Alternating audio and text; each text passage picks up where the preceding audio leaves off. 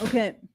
All right. Hello, everybody, and welcome to Honey Badger Radio. My name is Brian. I'm here with Allison, and this is Maintaining Frame number 164, How Women Argue. Mm. Or how I learned that apparently if you are losing a debate online, you can just say Badly. you were sexually assaulted, and that Yep. will basically just cause you to win. So Mm-hmm. yeah, we're going to be looking at, well, it's like a reaction To a video reaction. that we're going to be reacting to from Well, a he yeah, go also ahead. he did a nice compilation of this particular Yeah. fracas, and so he covered it pretty well. I just think that he doesn't necessarily have the insight into what's happening exactly that I think that we will bring. We'll Yeah. bring the heavy hitting, deep insight into her behavior and why she's doing what she's doing. And before we get into that, and this is okay, so this basically the argument is between. You're gonna have to help me on the name if you remember Well, it. look, what happened was there was All right. a should we, because this guy's going to introduce it in the video, so Okay, I mean, we well, we can could just go with. like elaborate. Yeah, sure. We'll Let's just go off of just what let he him. says. Yeah, Let's lean on him, but our before that, unofficial third badger. you Well, I was should gonna give him an probably intro and then thing. do that. You should probably I thing the was things first. Yeah. okay. All right, fine. We'll think the things first. So if you want to send us a message at any point throughout the show, feedthebadger.com/justthetip. And I'll leave it at that one because I want you guys to send these messages in and ask questions, make comments, etc. Feedthebadger.com/justthetip. I'll do the rest of the things at a later point throughout the show, but I think that's the most critical. Send your comments there. Best way to send us your comments because we know where they go. Sometimes it's a little mysterious on the other platforms. And we get the full benefit of the funds, and you don't have to deal with the vagaries of the YouTube comment system. Let's just put it that way. All right, so feedthebadger.com/justthetip. Get those comments going. Okay, let's do the intro then. Okay, let's play the intro. That's exactly what going on this podcast felt like. I've done debate for 9 years, so I know things could get heated. That wasn't debate. That was assault. I felt like I was sexually assaulted. This might actually be the most unhinged TikTok meltdown I've ever seen, and that's saying something. All right, so she was sexually assaulted in a debate. I didn't see an assault take place, but yeah, that's what we're that's what we're talking about. This is what we're talking about. I'm just completely blanking on her name.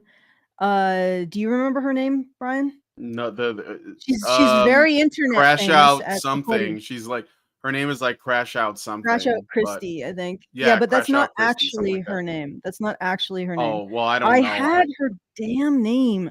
I mean, she's super internet famous, guys. Super internet famous. Kylie, it's Kylie Brewer. Crash Out Kylie, not Crash Out Crash Out Christie. Kylie. Yes, Kylie Brewer was a TikTok feminist influencer. I guess I didn't know that was I mean, I know it's a thing, but I didn't know that she was like a big deal. And she went on the Whatever podcast. She was paid to go on the Whatever podcast and debate Andrew Wilson. Andrew Wilson. Yes. he's definitely the name on everybody's lips lately. And he's got the full femosphere trying to get him into their sites for they're all making all kinds of crazy allegations against him. Yeah. Trying to hope something sticks. And he's actually, insofar as the because it seems like there's always sort of a new face of the manosphere. I don't know if he's become the new face of the manosphere, if he's going to dethrone Andrew Tate. I think it's he's like a different. Yeah, it's different. Yeah, there's like, you got Cobra Commander, but you also have Destro and Zartan and Tomax and Zaymot. You have different high rank Serpentor. You have different high ranking manosphere figures. Andrew Tate is a different kind because he's like the rich guy, fast cars, smoking cigars, like this kind of hyper machismo image. And Andrew Wilson is like a very paleo conservative, has a wife, they have kids, and so it's a different he's a different kind of enemy. He's a different monster, So different monster of the week. But different they're monster. definitely gunning for him. So let's because this must be like the third scandal, like quasi scandal that he's been involved in in the last like couple months. The definition of scandal means I said something that feminists don't like. That's all it takes. Exactly. To be like the center of a scandal. Just say something that feminists disagree with, and that makes you enemy number one, basically. Yeah. So anyway, so this channel that we are responding to is Brad versus everyone, and I think he's got more of the normie side of this particular argument kind of take. Pretty baseline. Generally going into these fights, he looks a little confused by what's going on and how insane it is. But we can bring a little bit of insight based on my analysis of female psychology, and which I've laid out in Threat Narratives. If you're interested in that, you can go to @GenderAddict on YouTube. I don't know if YouTube will show you it. You might do a search on Threat Narratives. I don't think YouTube serves up my content, but it should be. If you do Gender Addict plus Threat Narratives, you can probably find it. And that lays out how women engage in argument, basically, because they don't engage in logical or rational argument. They make assertions, and then if you disagree with them, they bring out a gun and say, no, you don't. Basically, that's what they do. They just bring out the social annihilation weapon, and they're like, yeah, well, now do you agree with me? And most men are like, yep, yes, ma'am, I do. And then that's the end of that. But Andrew Wilson's like, no, ma'am. And she's like, I was raped. So just tries it harder. Yeah. Anyway, so we'll bring that analysis to this, because I think as much as I think that he didn't do too bad in terms of his analysis, at least from a male point of view, and I don't mean that as like to be snide or condescending, but I think men don't see this particular realm of argumentation clearly a lot of times, because they're looking at it in terms, okay, what's the actionables? What's the reality? What is the final line? What's the final conclusion? What's the logic? Where are the facts? And women are like, where's my power? Where is your compliance to my authority? And that's what they focus on. So it's two different, it's like ships passing in the night. But anyway, so let's exchanging glances. Sorry, that was you quoted moonlighting. Do you remember? Anybody remember moonlighting, or am I dating myself? I'm totally dating myself. Yeah, I vaguely remember ships in the night, exchanging glances. It was where Bruce Willis got his start. Anyway, I'm sorry. He did a TV show. He did a TV show called Moonlighting. Very funny. It was a really funny and really clever show. But anyway, look, I digress. Let's get into this. Okay. So Brad Palumbo. First, we're going to talk about a moment that's going mega viral and a kind of saga, kind of a fallout from something called the Whatever Podcast, which is a dating and gender podcast hosted by someone named Brian Atlas. It's kind of associated with the like red pill movement, so kind of like a pro men, some would say anti-women. I'm not normally a huge fan of this podcast because I think the conversations that take place on it sometimes can be interesting, but are often pretty vapid. They often bring on professional debater men to go against random Instagram models or women off the street. And it this troubles him.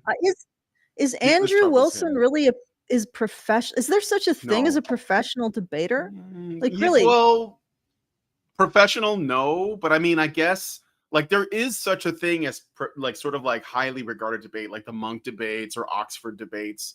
But Andrew he's never been on those. But it doesn't really matter. It's not only him. I think what Brad is trying to say, and I'm going to try and be charitable, is that he believes the Whatever Podcast is slanted against the women, because you get a bunch of women who are trying to be internet famous. Usually they have OnlyFans accounts. And they go on there to promote themselves and be seen, because it is like a way to get seen, and they use it to promote their brand. And then there are men who they bring on, and sometimes other women. They've definitely had other women on there too that are dissenters against this kind of like lifestyle that these other women promote.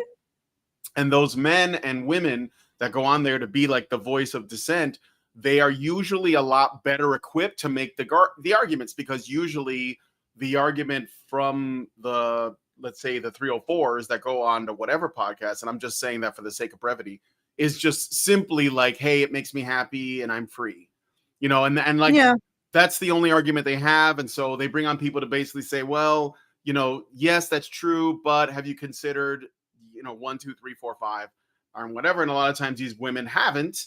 So is it, I don't think it's the problem that he has essentially is that he feels, and a lot of people have said this, that it's like unfair to those women because they don't have like, you know, a heavy hitter on their side. But the problem is that their ideas don't really, they don't really have someone who could be the heavy hitter. And a lot of women go on there for them to go to bat for these chicks, and they are considered to be heavy hitters, but they always lose. So it's like one of these things where it's like, well, if one side has bad arguments and one side has good arguments, is it really unfair that the side with bad arguments lose more often? Like that? Yeah. I mean, you know, so yeah, this is a very bizarre sort of approach to take that this man has. I don't know if he moderates it's like he thinks later. that in some part of the world there's a podcast that is ultra balanced and fair to both sides of whatever this discussion is, and that like they more often than not they just sort of like they find themselves in a stalemate. It would be like if we had a show and we had men's issues advocates and feminists come together and they would debate, and if the MRAs always won because they have the better ideas, this guy would be like, well, it seems like it's slanted against the feminists. It's like, well, no, maybe they have shittier ideas. Yes. Yeah. Have you considered, Brad? Have you considered? Maybe they're wrong. That I don't know. One side consistently fails because they haven't done the work. And if they did do the work, they'd be on the other side because their positions have no grounding in logic or fact. And I was listening to what you said and I was thinking, so essentially these women come on and their only position is it makes me feel good. And yet the other side can even argue that because they can say SSRIs, rates of depression, rates of anxiety, and neuroticism are all higher on your side. Well, so they have brought that up. That's what I'm saying. We've given women control over their lives, and we've said, just make yourselves happy, and they can't even do that. Yeah, and I think I also think it's unfair. And look, I just don't like it when people are misrepresented. I think the Whatever podcast is a lot of different things. The problem is that all the clips that go viral are clips of women crashing out and crying and like leaving the show because they didn't like what the men said. And so because those are the ones that go the most viral because of gynocentrism, by the way, then that's what people think the whole show is. And I don't think it's fair, you know, because they like, it's like what they say about Andrew Wilson. All you do is debate, you know, thoughts online. He's like, no, he's debated lots of different people on different subjects, but his debates against thoughts online are the ones that get the most eyes on them because there are women involved and everybody wants to know what he's doing to the poor women. That's why it goes viral. Yeah. Okay, let's listen to a bit more. All right. Doesn't really feel like a fair fight or super interesting or substantive. And then the whole thing is supposed to be like railing against like modern women or whatever. Yet it's basically used as a platform for these women to promote their OnlyFans. So I'm not a huge fan of the podcast, but yeah, but that's their choice. That's another thing too. Like, I mean, like they go, that's why you can't really feel too sorry for the girls who go on there because they are going on there to promote their OnlyFans or their brand or their Patreon or whatever. And so if they go on there and they end up like leaving there teary-eyed, like, and then like you got people coming up and saying, don't do that to those women, those poor women, they weren't ready for what you said. It's so infantilizing, and yet they're still going to make bank on their OnlyFans. So like, you know, it's crazy. Like they get what they want either way. Mm-hmm. I certainly don't think that appearing on it constitutes rape or sexual assault, yet that is actually the claim that one feminist guest, a TikTok influencer who went on the podcast, is now making. And guys, this woman's name is Kylie Brewer. She is a self-described queer leftist feminist who teaches anti-racism and has over 100,000 followers on TikTok. Let's look at her first video on TikTok complaining about this situation. All right, I'm just pausing there for the banana, just playing it safe. Okay, this is Kylie, whatever. My name is Kylie Brewer. Harassed by men so severely online that I'm thinking about giving up. Misogyny has always been really bad as a feminist content creator, but especially because I talk about intersectionality, which means I'm often talking about the systems that uphold white supremacy and racism in the US, which pisses off a number of uber racist white supremacists. About 6 weeks ago, I was misled by some men, and they ended up having me on a podcast that turned out to be Red Pill. I don't want to go into the details of it because it was honestly like the most traumatic experience of my life and really horrible. Really? And I am scared of these people. The bar of trauma is so low. Yeah. I lost an argument. It was the most traumatic experience of my life. Okay, so you're basically establishing what misogyny is for you, because I know misogyny is a moving target. It seems to be redefined for every single woman who asserts it. It's whatever she dislikes. I mean, I would like to petition that my definition of misogyny be the one that's enshrined into social law or whatever you want to, which is the automatic association of women with victimhood. Right. And that the whole idea of believe all women is the automatic association of women with victimhood. Me too. Automatic association of women with victimhood. All of the feminist initiatives to frame domestic violence and sexual assault as something that women face and men don't. Automatic assumption of female victimhood. And yeah, I think that's misogyny, because it actually removes a good portion of women's sense of self. And ironically, I think that's where a lot of their insecurity and existential angst that's causing the aforementioned SRI use and need for therapy, avocado toast therapy, and constant depression and anxiety and neurosis is coming from, is that fundamental lack of a sense of self, right? That's something that's inherent to illnesses like borderline personality disorder, not a strong sense of continuity between your actions and their effects. So the world just becomes chaos, which is a very insecure position. And like I said, I think that's where a lot of their anxiety is coming from, not from patriarchy, but from the things that they're doing to themselves in terms of making themselves out to be victims in every conceivable circumstance. And I know that they do it in every conceivable circumstance, because if there is a circumstance in which feminists or women who are feminist adjacent start making themselves out to be a victim, and I go in and I say, hey, I don't think you're a victim as a woman, I immediately become person non grata. Well, the pick me anyway. So nobody can challenge this without being socially ostracized. So this is a negative spiral with no breaks. This constant, how am I being acted upon by the world instead of how do I act upon the world? So you just become a helpless leaf in the wind. Okay. Yep, that's the point. People, so I would prefer to not go into more detail. But I then became a meme known as Out Kylie, which, here's a photo, but they sent their hundreds of followers onto me to leave hate comments and say report my account until it was removed on Instagram. Was it hate comments? I'm sorry, Allison. I'm going to take it a little step further. I don't think misogyny exists. I don't think any kind of bigotry exists. I think all of it is a tool used to control people's behavior and to essentially try to convict them of crimes that cannot be substantively measured. So the only thing we should be focused on is right or wrong. That's it.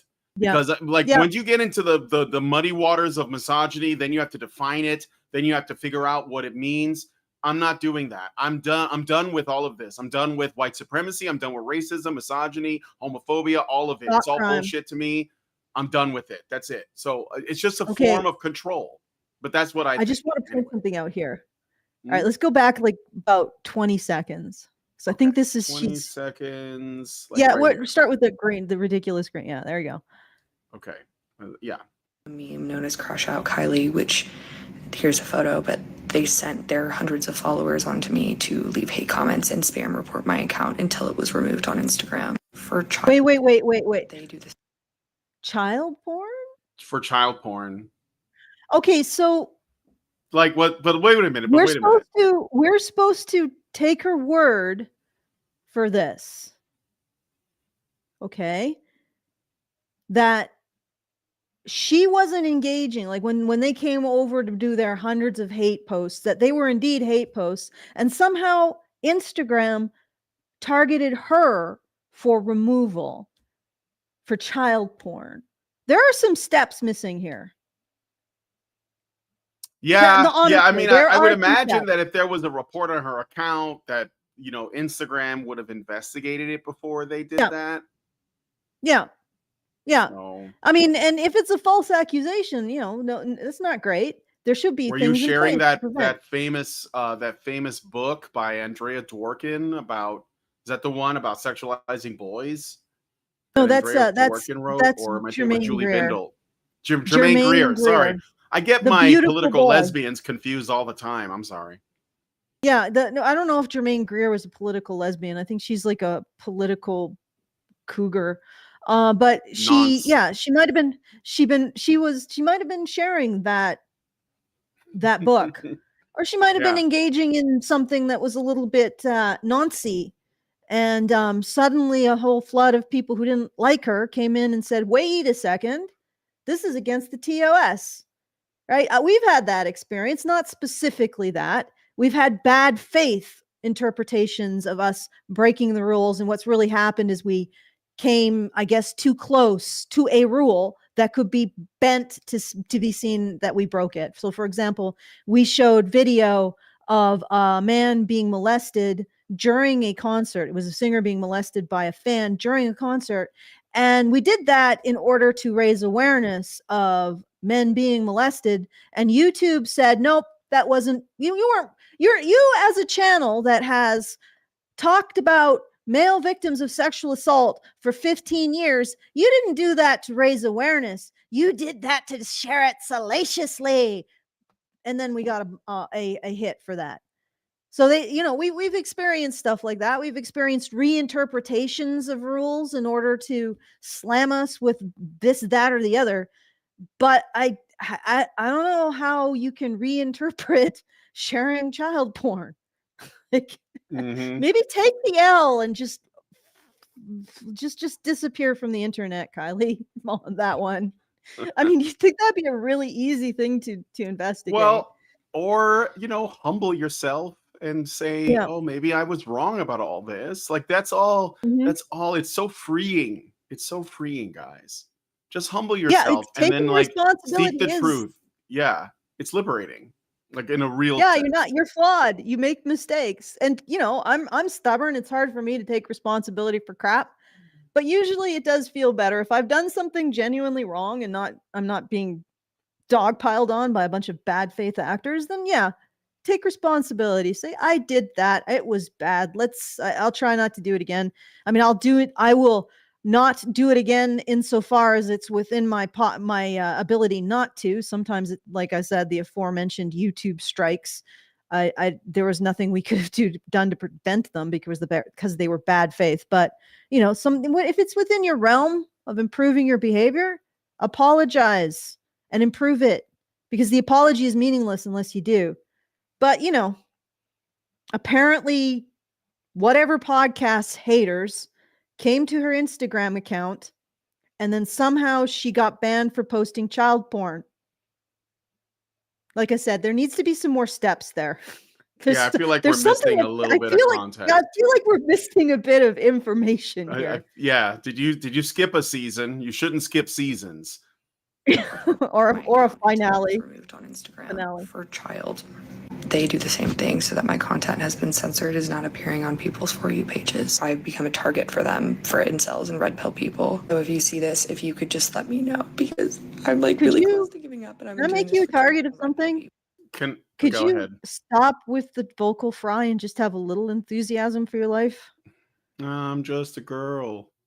just little old me. I'm just a girl. Dude, she has to talk like that. It's like part of her roadkill. programming. So I want to show the link that she shared here because she's making a claim. It says online harassment has severe repercussions for those who experience it. It can affect people's mental health and well-being and lead to anxiety, depression, and PTSD. Online harassment often has the express purpose of forcing the person to abandon the internet or take down their content. Yeah. Well, Welcome to I the don't know, internet. man. I think that you can, you know, what is it that Tyler, the creator, used to say? Just close your eyes. Yeah. Just get off the internet. Like, if you need a break, Yeah. take a break, you know? Yeah, go play with your dog. But okay, so the reason why they do the vocal fry is because it makes them sound tired and exhausted, which is a vulnerability.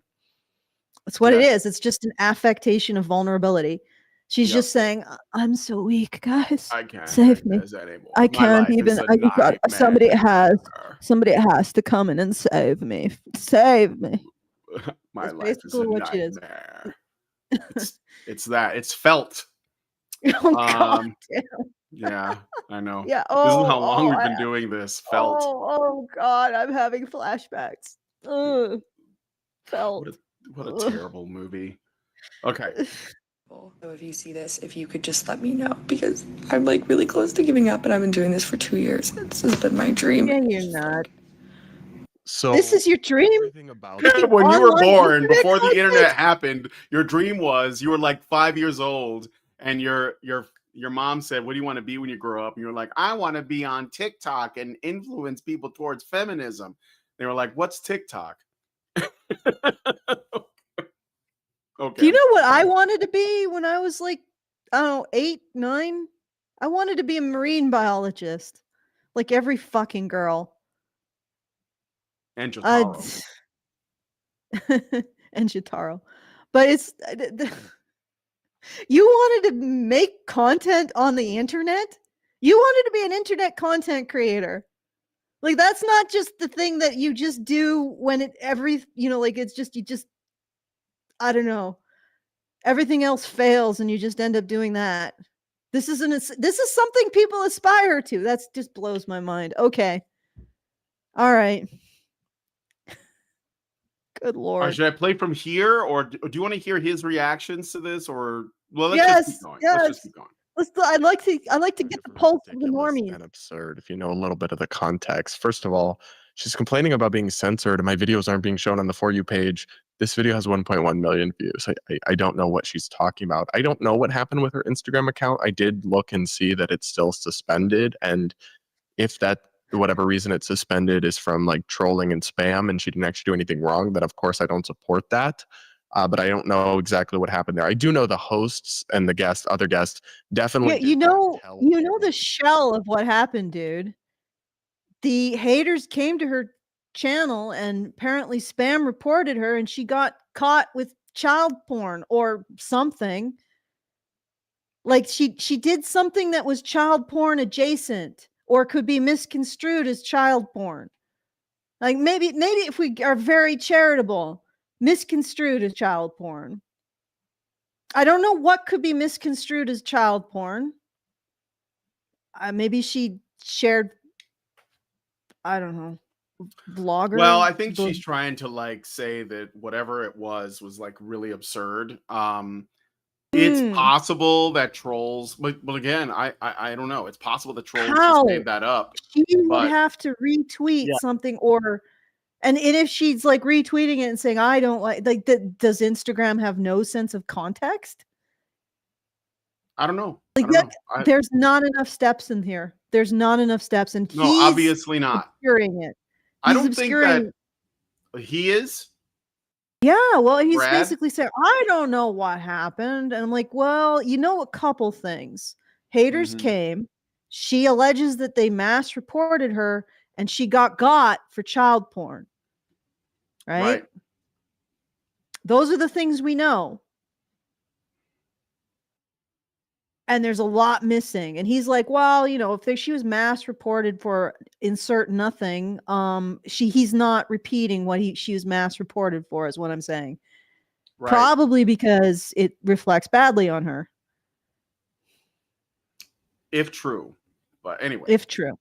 At her band, at least I've seen no evidence of that. And they're not necessarily responsible for what random viewers decide to do afterwards. Also, like, side note, I find it hilarious that she says, oh, just white supremacists don't like my content because I teach anti-racism or whatever. Actually, she posts like ridiculous, absurd race baiting content that yeah, that's what anti-racism is. It's absurd race baiting content. What are you expecting? That's what are you looking for? Like a Martin Luther King quote? Because that's not anti-racism. That's anti-racism is active racism against white people. That's what it is. Just say it. Fascism. I think Martin Luther is fascism now because he's like judge them by Martin the Luther content King. of their character. Yeah. And that's far right fascism now. Yeah, that's what it means when you say, oh, she's supposedly I see unhinged content, but she says it's just anti-racist. No, you don't understand anti-racism. You should read Robin DiAngelo or Ibram X. Kendi. That'll give you a better idea. Bell Hooks was like an old school feminist from the 70s, I think. Lots of people object to who aren't racists or white supremacists because it's absurd and condescending and probably ignites racial tension where none actually exists. Here's a little sample of that. Hi, this is just a reminder that hustle culture is white supremacy. Prior to colonization, there was no structured idea of time in the sense that we have. I also find it funny. Hustle culture is white supremacy. Going to work on time is white supremacy. Does she know how old the idea of time is? Like, if we go back far enough, I'm pretty sure the Sumerians had a concept of time. Does that mean we're all Sumerian colonialized? Typical colonizer speak, Allison. I will not have any of it. You're just covering for white supremacy and patriarchy because they're basically the same thing. Northern Europeans didn't invent time. Yes, they did. I don't know. I'm going to find out who invented time. Actually, I think if you go to the Smithsonian Institute proves it, because you can go to the Smithsonian, they'll tell you that time is a white supremacist construct. So really, I'm not kidding. I'm not kidding. The Smithsonian did say that. Which culture invented time? Well, the concept of time itself is likely inherent. The Babylonians and Egyptians are credited with being among the first to develop methods for measuring and organizing time.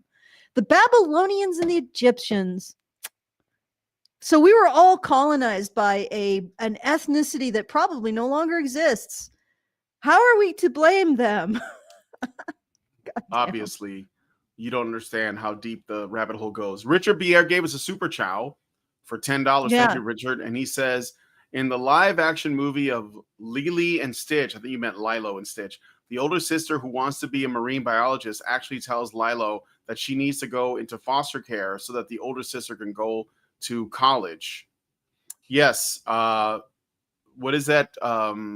That saying from Lilo and Stitch? It was like, Ohana means family. Not anymore. Not anymore. Ohana is basically another thing in the way of female empowerment. So go to foster care, bitch. Anyway, thank you, Richard, for that. Yeah, you ever see Lilo and Stitch, Allison? Yes. Okay. I was looking up the Babylonians versus the Sumerians. Tell me more about what's going on with Lilo and Stitch, because I thought it was a very charming movie. The original one, the original was cute, but they made a live action remake and they changed one of the primary moments in the film. In the first one, where the little girl says Ohana means family, and like that's sort of like because she wants to keep Stitch. I think I only saw the movie once, to be honest. And then in the remake, that doesn't happen. In the remake, the older sister says, I got to go to college, you got to go to foster care. So Ohana doesn't mean family anymore. So they because like otherwise you're going to be in the way of this woman who's going into STEM to like make it. And we can't have that, because if little girls see a girl that cares about family more than her girl boss career, well, women aren't going to go into STEM. So and get huge debt that they'll never pay back. Yeah.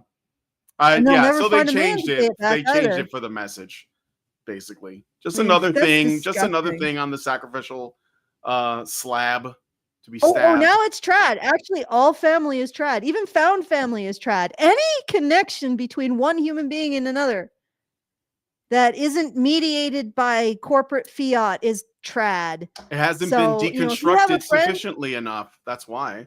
if you have a friend, that's traditionalism. You know, if you Yep. if you like another human, hell, if you like another creature, if you have a dog, that's traditionalism now. There you go. Nobody should have affection for anyone. That should be taxed.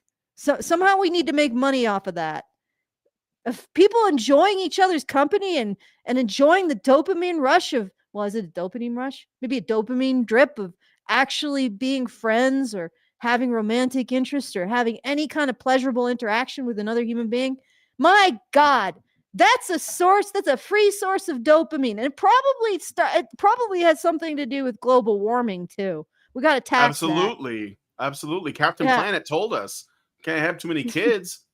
But anyway, all right, so let's keep going. Thank you for the super chow, by the way. That she objects to being depicted as Crash Out Kylie, but yet chose to upload multiple Crash Out videos to TikTok. That's pretty. And That's on a pretty more tame. serious note, Yeah, that's not. I wouldn't call that a crash out, but Be me object to being it's called just angry. like hearing like patriarchy and white supremacy and like capitalism and all this bullshit like being blamed for everything in the world, everything, even things that are not at all harmful, like time. That's not a crash out. That's just normal. Like, where have you been? Like, this is like 2014 arguments. Where have you been, dude? This has been going on forever. Okay. Yeah, and Anyway. it's just been getting worse. Yeah. Like they just want to, they want to get rid of any concrete concept and replace it with a pure like vibe. And they just want to vibe for the rest vibe for the rest of existence. Everything is emotion, everything is immediate, everything is now. Nothing is the future. Nothing is, oh shit, my camera is Did your screwing camera up. freeze? Oh shit. Wait. Yes, they can it still did. hear you though. Okay, let me just see if I can get this crap started again. Okay. Yeah, okay, let's listen to more of him while I'm I'll working play on more that. in the meantime. it is ironic to me that a feminist content creator would so deceptively portray herself as a victim and as lacking agency when that is not in fact the case. So she has produced no evidence that she was misled about the nature of the podcast. And if she only found out that the Whatever podcast is a red pill podcast once appearing on it, then that is her fault. All their episodes, all their debates are publicly available. Many of them have millions of views. And if you did not do the basic diligence to... But it's not ironic because the goal is to be the victim. That's like directly in line with feminist thought. Like so she might have known, but it's okay for her to play like she does. Like, why did she go on there? She was paid to go on the Whatever podcast to debate. She knew what it was. She had to. I'll turn you back. No, just keep going. When my video is back, then I am back. Okay. Look up what media program you were appearing on, see what it's like. The tone and tenor of her appearance wasn't really that different from any other segment I've seen on there. It is hostile, it is rude, it can be crude, but it's what she signed up for, and it's a debate, a political debate. Here's an actual clip from the show. How is it like what does that mean, rude? Like I think like are we at the point now where if you are, because I think that there's a Alexander Grace made a video actually that goes up with what I've been saying for a while, that the way that men and women communicate is different. And the way that when men communicate in earnest with other men, no one sees a problem with it because of the way that men communicate. But when men communicate in earnest with women, or just like in our like larger society, because I think our whole like society is more feminine oriented in terms of its communication, it's seen as rude, but it's not. And Alexandra Grace made a video about the way that men and women communicate. It's kind of a recent one, which I thought was good. And I don't even really think, I mean, is it crass? Sure. But like those girls on there, they're pretty crass too. Like they're cursing and, you know, they're foul mouth and they're calling each other names. And, you know, because they're like, I mean, a lot of them are, like I said, they're prostitutes or strippers or something like that. So they act that out. They're 304s, a lot of them, not all of them. And so like to say, oh well, you know, you knew that it was rude. It's like, is it though? Like, or is it just guys being honest with each other? Like, you know, like I don't think it's entirely fair, again, to describe the way men communicate as somehow like let's say more in a more negative or pejorative way, to see that, because that's really all it is. Like, it's just the way men communicate is different from the way women do it. Yeah, no, and you're right, because men prize, like women seem to prize a feeling, a vibe, and men want truth and facts, because truth and facts are actionable. And you can sort of see why that would be, because women are evolutionarily keyed to lay down the emotional habits of very young children. So you don't want to expose young children to the extremes of human existence.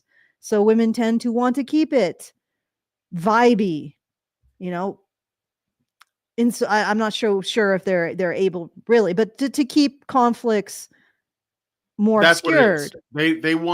They want to like, essentially they engage in conversation to keep, but their goal is to keep things more safe, and they're more agreeable, and they're more likely to be like, oh, you know, if a girl says something they disagree with, like, well, you know, I see where you're coming from, but, you know, have you considered, like, you have to like work a long way around to get to something of substance. And men just are like, look, let's just get down to the nitty gritty, right? And women find that, and again, I'm speaking in broad strokes, I know, but women would generally find that like more, let's say, anxiety inducing, like, oh my God, you're just saying that, you know? And men are like, yeah. But on the other hand, like I've always found female dominated spaces to be extremely stressful, because it always feels like I'm walking on eggshells. Yes. And the ultimately what happens is that you have to conform to whatever the dominant woman's opinion about things is. And of course I don't.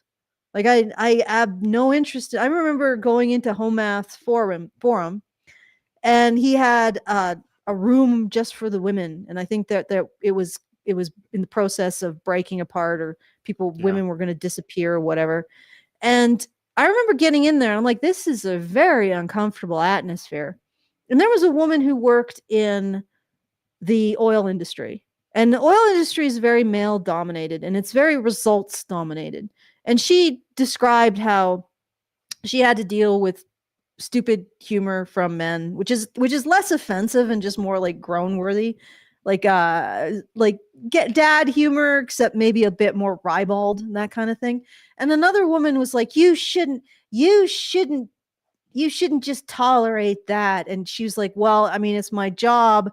If I start kicking up a fuss, I'm gonna lose it. And she's like, but you need to stand up for all the women who aren't part of that job nor will ever take it. And I'm like watching this exchange and I'm like, what are you doing? You're forcing her to conform to your expectations. Like, and why should she have to do that? Like, why should she go out of her way to incur harm to herself? Because that's what this is. If she's just able to go to work and tolerate this shit and shrug it off with a ha ha ha, that's really funny, Todd. Then she should be able to just do that. She doesn't have to constantly be an avatar of women's expectations of maintaining the vibe into every freaking, because she can live her life, right? And you can let her live her life. And she was like, oh my God, well, I don't have to listen to you. And I'm like, yes, exactly. You don't have to listen to me. She doesn't have to listen to you. And that's the thing. Like, this is the irritation that I get with women. They're so controlling. Right? And it's like and every time they start to consume each other's autonomy, they blame it on patriarchy. So they get nowhere with it. It's like one woman will pop her head above the palisade and say, hey, I actually find my problem is actually with the behavior of other women. And then she will get a volley in the face. So it's never dealt with. It's always just this endless, obnoxious, I have control over your life because you have to serve the sisterhood. I'm like, fuck you. Fuck you. I don't have to serve the sisterhood. I can be an independent actor and I can judge myself based on my behavior towards other individuals, not the fucking sisterhood. Sorry. Oh, it's okay. Boy, I had a rant in me today. A little bit. I just wanted to say something else I thought of while we were sitting here, is that because men and women do communicate differently, I think I understand that women don't understand what men are doing when they're talking to each other. And when they try to sort of like jump into a conversation between men, they only they use the tactics they think men are using, but it just comes across as insulting because that's all they pick out of men's conversations with other men. They see the aggression and the insult, but they see it like in a vacuum, like and it may not even be really a serious insult. Like, for example, and I know, just to bring it up again, but when we covered the live debate between Andrew Wilson and Natty, she was just hurling insults, right? All this passive aggression, all of these insults and at him. And he was just like, he didn't understand where it's coming from. I think it's because if you watch his debates as a woman, that's all you see is him like calling people names. That's why when people talk about the Whatever podcast, all they can think of are the insults, which are probably not that frequent. And I think most of the conversation is relatively respectful. But when men argue, they're very like their stance, they're assertive. They don't apologize. They may say things that are, crass or direct or whatever, but women see that as insulting. And so when women try to be a part of the conversation, it's almost like that's the only part of the way men communicate that they pick out, and then they just start using that and they think they're winning. And it's like, but you're not saying anything of substance. You're just insulting the person. Like it's there, there's, you know what I'm saying? Like, it's like, yeah, I know what you're saying. It's like women don't get the way men, that's why, like, for example, that's why women hate Trump so much, because of the way he communicates. They think it's nothing but insults, but there's no substance. And it's like, but you're not listening to what's actually being said. You just are focused on the parts of what's being said that you don't like. So that's all you can see. Do you see what I'm saying? Yeah. I think that it's because women want to be right. I actually made a joke a while back in the Discord that the problem is that women mistake women's rights for women are always right. And they get, I think, connected to being right in a way that men maybe don't. And it might be just a cultural thing, because generally, in order to lay down the emotional habits necessary for a civilization, there has to be conformity. So there has to be the one right way when you're talking about raising very young children. Otherwise, it's chaos, right? So there's this drive, I think, for women to have the one right way and be, I don't know, shield maidens of the one right way. And if you say, well, no, actually that isn't right, there might be another right way, it becomes really, because they're all sort of competing over the same kind of territory, if that makes sense. Like, men can be right when it comes to welding, and then another man can be right when it comes to building steps, and another man can be right when it comes to fixing a computer. Another man can be right when it comes to fixing a car. But there isn't that much latitude when it comes to raising very young children. You get what I'm saying? Yeah. And if women are, and I think they are, more evolutionarily primed to raise very young children, I don't think that men do a very bad job of it at all when they do, which is interesting. But if that's the way it is, then they would have a tendency to be much more controlling around the concept of what is right, and not really understand that people can be right in certain circumstances, wrong in other circumstances. The applications of certain solutions might be incorrect here, but correct. So I don't know if there's that flexibility. And then they take it very personally if they feel like they're not being seen as right. So they think it's an insult. Like they don't realize, they just get so ego invested in this being right, is what I'm getting at, that it becomes when you're in a debate and another person says, well, that is not right, what you're saying is not right, that's perceived as an insult. You see what I'm saying? And and I think the ego investment is because there isn't as much flexibility on what is right when you're dealing with very young children and establishing the emotional habits that support a civilization. And you could sort of understand the logic behind that. But the problem is that we don't recognize these limitations at all in women. And so we don't give them the tools to overcome them depending on the circumstances they're in. Because I'm pretty sure if we said to women, hey, your automatic ego involvement in being right all the time is actually limiting you, and maybe you shouldn't do that. Like, I think Christianity probably has a few passages on that one. And it will probably improve a lot of the outcomes for these women in the various endeavors that they have. But we don't do that. We just constantly insist that whenever a man corrects the woman, that's wrong. Like somehow half the human race that is responsible for building and maintaining the systems that we enjoy is completely wrong about them. No, it doesn't make a lot of sense. No, I have X'd it out. Okay. All right, let's keep going. To give you a sense of what it was like when she actually appeared, that she is now so traumatized by. By the way, if that's the most traumatic experience you've ever had in your life, that tells me you have had a very sheltered life, for which you should be grateful. Let's look at an actual clip from the show now. Are you aware that men only got any rights to vote about a decade, roughly, before women? That is not true. Men have been making, the founding fathers were all men, so I have no idea what you're talking about. What does that have to do with the right to vote? The right to vote was historically withheld from men of color. It was It was also withheld from the general population. Do not cut me off. Do not cut me off. I am in the middle of speaking. I don't care if you're in the middle of speaking. You're in the middle of a debate. The right to vote. You don't have your TikTok mute button, sweetheart? I will not be speaking anymore until you have a conversation with him. All right, so she got triggered because, again, was he insulting? This is a debate, okay? This is a debate. So some of what it is, yes, you do have to rustle some jimmies to like score, a little bit. But ultimately, she tried to do the whole, well, the founding fathers were all men, therefore what? So like, they also fought a war for the rights that they got. Well, like they didn't have those rights until they fought a war for them. Yeah. Like seriously, if she was a woman, okay, let's just let me try to put this into woman thought.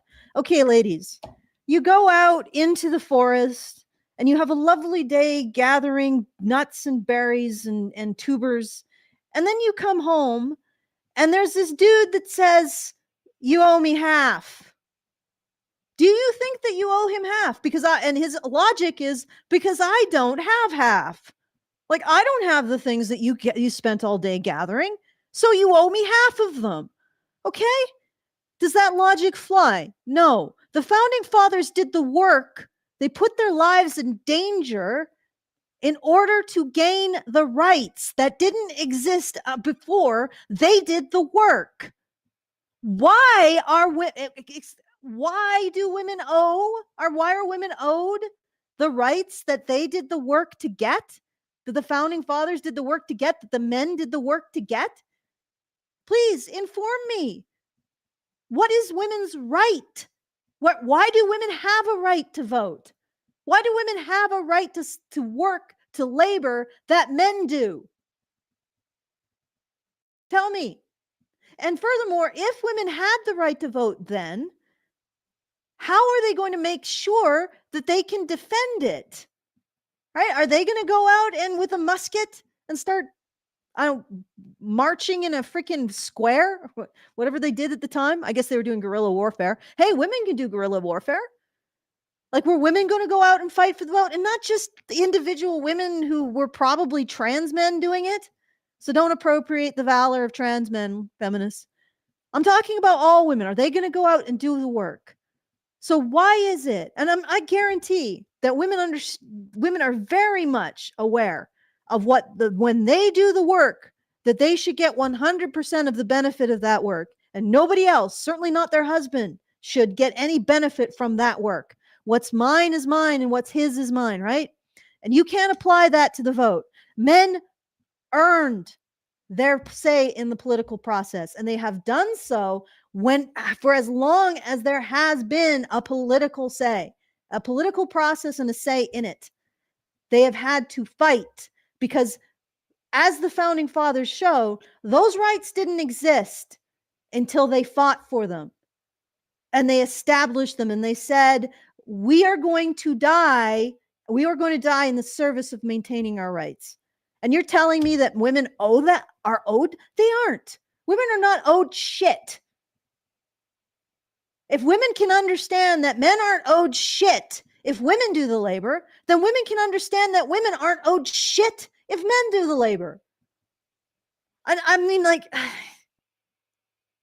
that's where I would have gone. I wouldn't have gotten into this trap of, oh, well, it was the, it was white men, black men, it was brown men, it was the Asian men. Like, I wouldn't have gotten into this trap. I'm like, who fought for the rights? What a surprise that the group that initially fought for those rights got them first. And then gradually, as other groups of men also fought to maintain those rights, they got the right to vote. I wonder why. Because they earned it until we get to the 19th Amendment. And then suddenly, nobody has to earn nothing because women are demanding it. Not even a nurse or a doctor's draft for women. Nope. Nothing. Women did nothing to earn the vote. And it shows. Now, 100 years later, it shows. Okay. All right. Let's keep going. I'm really look, if we can, for both people, if we can allow each other to finish, even if you want to jump in, just let the other person finish speaking. If somebody's going on a monologue and they're filibustering, I'll try to get them to wrap up. But just if they're making a point, just try to let them finish. No, I did not go to school for 4 years and build a platform to be talked to like this. So I will be. I think. Do you think they would accuse Like me of rape? If you went on there, Roma was on there like yesterday. Yeah? So they flew Chloe How'd Roma she do? out to the whatever podcast. I didn't watch it. I mean, I didn't watch it, so I don't know. I haven't, like, Chloe Roma is kind of like, I know I'm not trying to be mean, but she's kind of low tier in terms of like the quality of her content. So I have no interest. Like, standing on the shoulders of giants. That's all I'm gonna say. So, but so yeah, I didn't really think there was much to it. But I know she was on there. While pretending that she's 50 feet tall. And yeah, that basically invented everything. Like, I want to see the eventual, like, Thunderdome with the originators of the men's movement involving Rollo Tomasi versus Roma.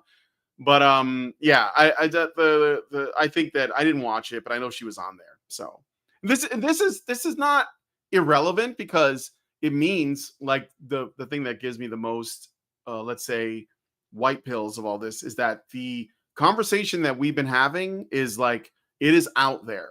Like, it is out there, and there's nothing that can stop it because it's based in truth, and a lot of men are looking for that. And so, when you consider all the people involved, different quality, like, they're all different levels, but it's out there. So yeah, it's just, us autists, we got there first.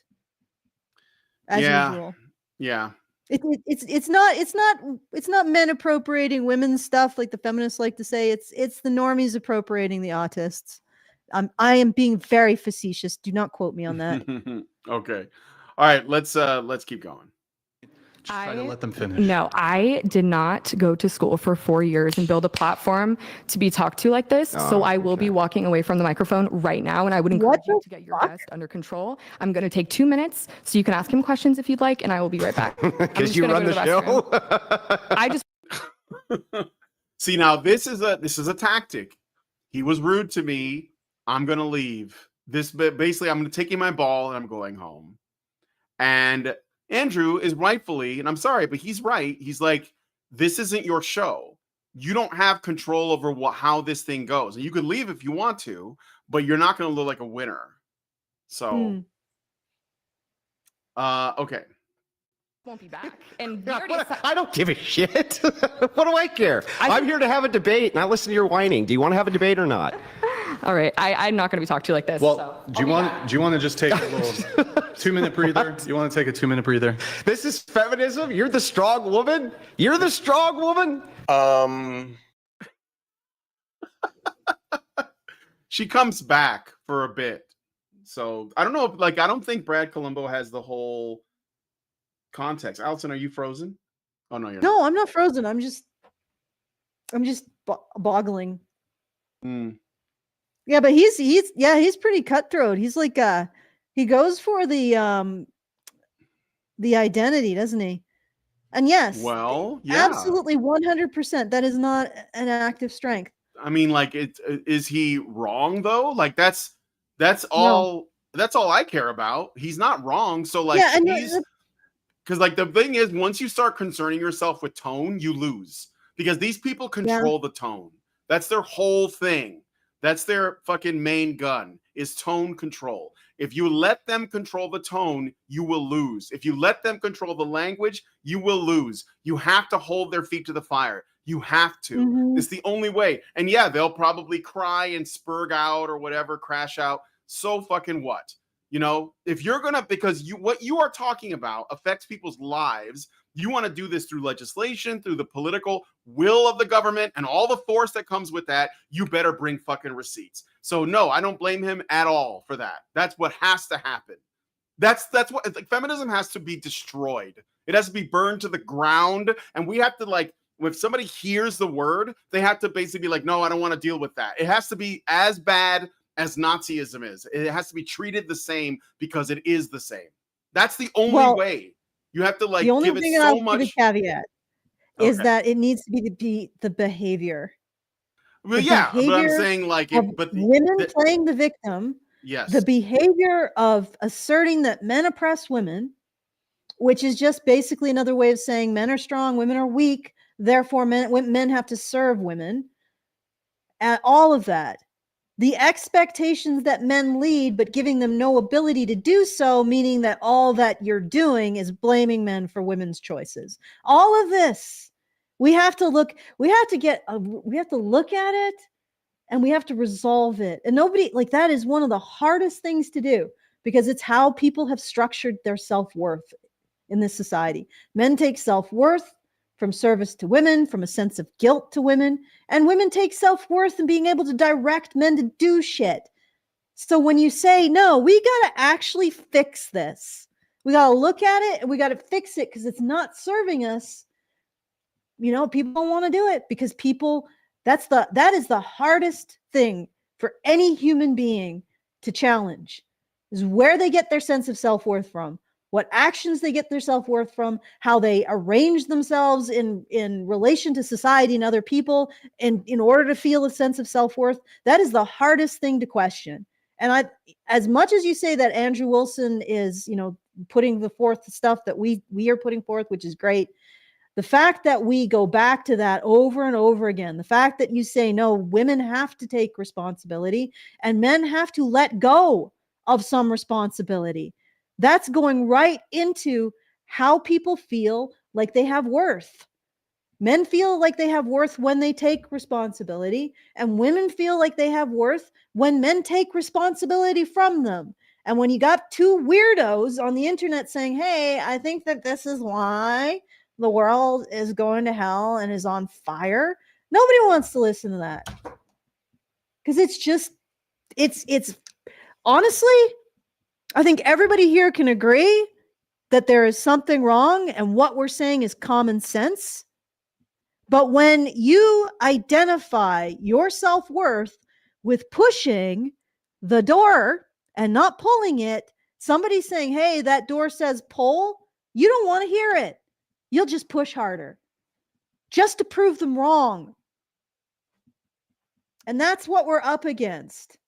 But on the other hand, where this particular framework of how we see men and women and the relationship between them, where this has led us is to a society that's suffering from an oversaturation of rejecting men. That's what it is. I know this is going to sound challenging, but everything that's wrong with the world, almost everything, probably not everything, but close to everything, can come back to the fact that women are over rejecting men. They're rejecting men for stupid reasons. They're rejecting masculinity because they don't want to feel like they're wrong as women. They don't want to feel like there's anything that they don't know, that there's anything that they should maybe grow from or develop or take responsibility for. That's our problem. And if we are ever going to overcome this over rejection of men, we're going to have to challenge how we take our self-worth as men and women. Women rejecting men, that's got to change. Men feeling like they're overcoming women's rejection, maybe that needs to be questioned as a source of self-worth, because it's creating a lot of, dare I say, simping. Okay. All right, let's keep going. This was an L for the feminist community. I mean, there's just everything about this is awful. The condescending nature of, I'm an Ivy League educated debater and I won't be spoken to like this. Okay, then you should probably be able to handle a little bit of just rough debate. Like, Andrew, I'm not a fan of Andrew Wilson. I think he has very extreme far-right political views. And then he'd hate us. I mean, his approach. What?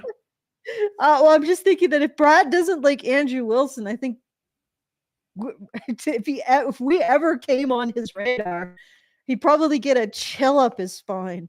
Just feel like, oh my God, the dimension is cracked open. What is that?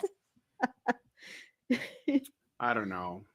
I don't. Does he even know what Andrew's views are? I wonder if it isn't just because Andrew goes viral for like criticizing all the wrong reasons. Women, and then he looks at that and says, "Oh, misogyny must be far right." Like he just equates these things, and then he claims, "Oh, I'm not a feminist." You're literally playing into the framework. Criticizing women is far right now. I don't know if you guys know that. Also, liking women is far right. And also not wanting to be around women is far right. It's all far right. So, yeah. You know what it is? You know what it is? It is eunuch culture. Women want men to be in their eunuch core era. They want them to be mild, soft, disinterested, hard workers who lift things. Yeah, safe. And yet, and I don't know, maybe they'll go to the forest and get a bear when they feel like danger. Okay. Okay. At least in this clip, is definitely kind of hostile and kind of like there is a rudeness to it, kind of a gotcha vibe to it that I don't love, and it isn't how I would prefer to engage in a debate. But the meltdown from her is proving his point, right? If his point is that like women are sensitive and weak and men are strong, it's like you didn't have to play so perfectly into the stereotype here. Yeah, but you're missing something. If you go back over that particular conflict, he started by correcting her, right? And the thing is that feminists will gish gallop. They'll spew out a bunch of incorrect facts, and then if you don't correct them, then they just let that be the truth. And it's infuriating. That's why I like to just go at the root. which is, well, who earned the right to vote? Who earned those rights? Okay, that's why they got him first. Let's moving on. Yep. But they will gish gallop, and they'll spew out a whole bunch of facts, and that's what she did. She started with a false fact, and then she was just going to be like, I'm going to throw this out, going so fast that it can't be dealt with. That is a dishonest debating tactic. It's dishonest. So she started from a poor debating style, shall we say. So let's say this is an MMA. She starts out with a sneaky uppercut before the bell is even rung to start the match.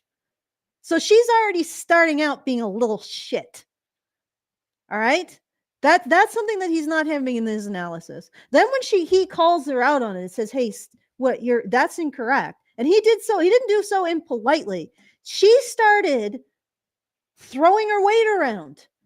So not only did she start with the sneaky uppercut, when the guy was like, hey, wait, that's not part of the rules, and I'm not going to let you get away with that. She started throwing her weight around and saying, I'm a referee on my referee on my off time. How dare you challenge? How dare you challenge my understanding of the rules? You don't understand the rules as well as I do. I know what I'm talking about. And it's like, so not only does she get a sneaky uppercut in, she then goes into a self-righteous rant why he should shut up. And then he gets a snide jab in back, and you're like, yeah, because you don't notice how she's being a shit. That when she's been a shit in the beginning, she was a shit when she was called out, and then she continued to be a shit, and he was calling her out for it. He's saying, you don't get a mute button. You don't get to mute me because I'm not on your TikTok channel. You don't get to mute me. I'm going to challenge you on all your bullshit. And he didn't even say it that way. He just did it. Okay? The fact is, he was responding to her being a little shit. And you're saying, oh, well, I don't like that. Well, no. What is he actually supposed to do? What, Brad? I know what he's actually supposed to do. He's supposed to suck up her shitty behavior because that's what men are supposed to do, right? And Andrew Wilson doesn't. I mean, this is the big thing. This is why he's always in the crosshairs. He does not suck up these women's shitty behavior. And if they are shitty to him, he is shitty back. He plays tit for tat, not simp for thought or whatever the hell. Simp for twat, which is what they're playing, which is if a woman's a twat, you simp. And then if she's more of a twat, you simp harder. No, Andrew Wilson is, if you're going to play shit games, I'm going to play shit games back. And as bad as you think it makes him look, it only reflects your own bias to excuse women. All right. My dear, the feminism girl bossing didn't hit the way that we hoped it would in this clip. And unfortunately, that was kind of indicative of how the event went. The rest of the podcast, she kept like quitting and walking away and then having to be coaxed back to the table. Now, she claims that she only didn't leave because of financial manipulation or something. Let's listen to her TikTok video explaining that aspect of it, how their promise to reimburse her travel expenses was held over her head to trap her there. Let's listen to that. Hi, my name is Kylie, and this is part 2 of my story of being harassed by incels. It has ruined my mental health so severely that I actually ended up getting Bell's palsy. I will not be naming names specifically because, again, I am scared of these people, but... Okay, I'm pausing there. She got Bell's palsy from comments online. Bell's palsy. She got, yeah, and yes, that she's gonna go into it, but at one point she said she was paid a certain amount of money to go on there, and I think by someone, and she was gonna refund them, that person who paid her to go on the whatever podcast to debate. And so what she said, well, I'm not going to do this, so I'm going to return the money to that person. And then Brian Atlas, the host, he was like, well, what if we get someone to match that, one of our super chatters, so you stay? And so I think they offered her double or something. And then she was like, okay, I'll stay. And she stayed for like a little while longer and then left anyway. So she was only willing to stay because they were throwing money at her, which, by the way, that's what this has always been about. That's what feminism is. It's a fucking scam to make money. But yeah, cerebral palsy. So let me just go back again. This is crazy. Specifically because, again, I am scared of these people, but you can do your research. I was misled by these people and told that I would be reimbursed for traveling out to California from Chicago. I was not, and I have yet to receive any money. I am out $1,000 from my appearance on this podcast, and still every day I am harassed by their fans online, telling me that I got owned, when in reality I was disrespected blatantly to my face and made to feel unsafe. These people. Are you fucking... Oh, good. That was disrespect, was it?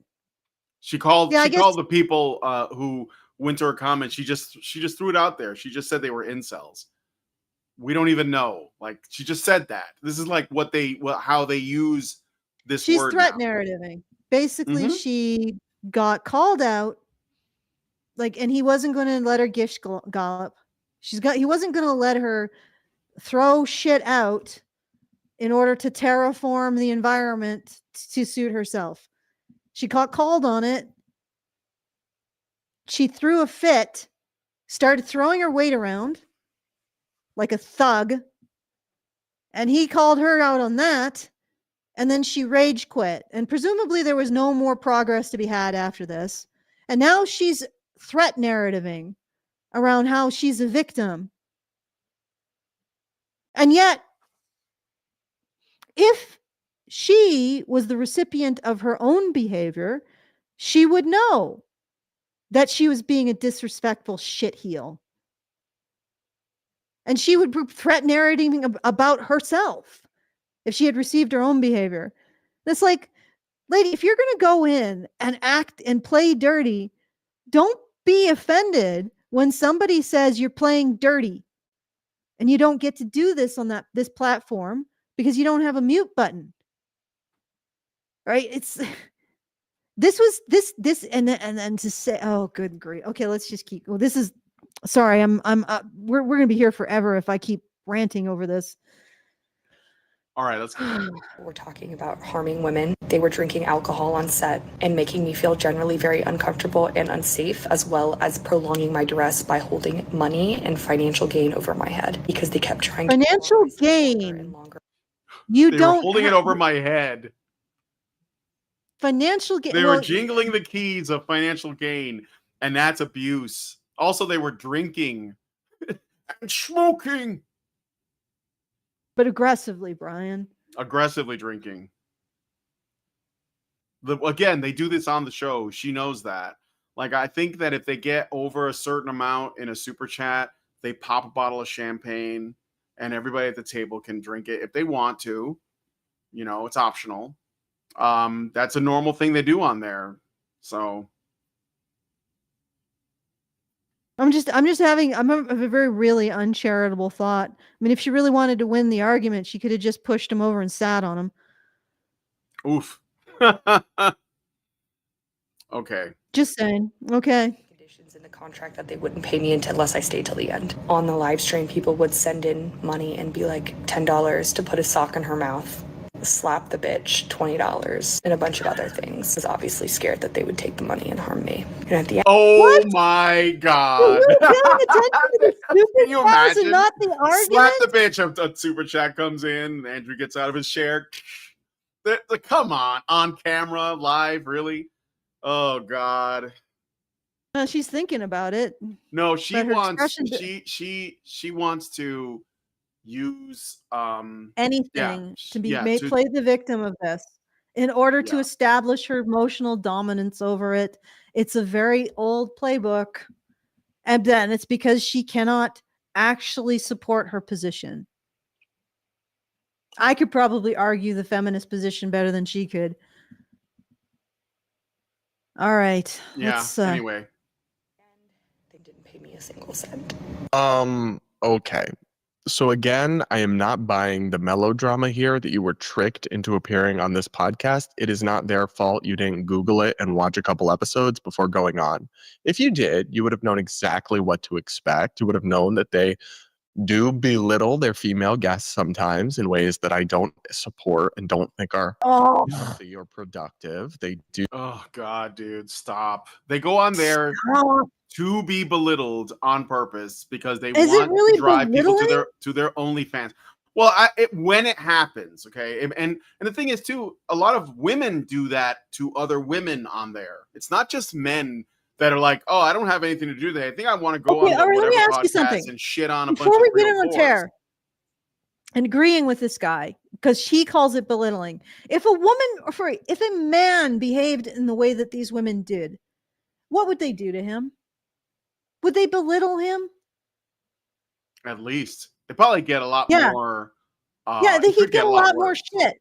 Yeah, he might get have his head shoved in a toilet, get a swirly if he was that dumb. All right, so this isn't belittling them because they're women. In fact, they're getting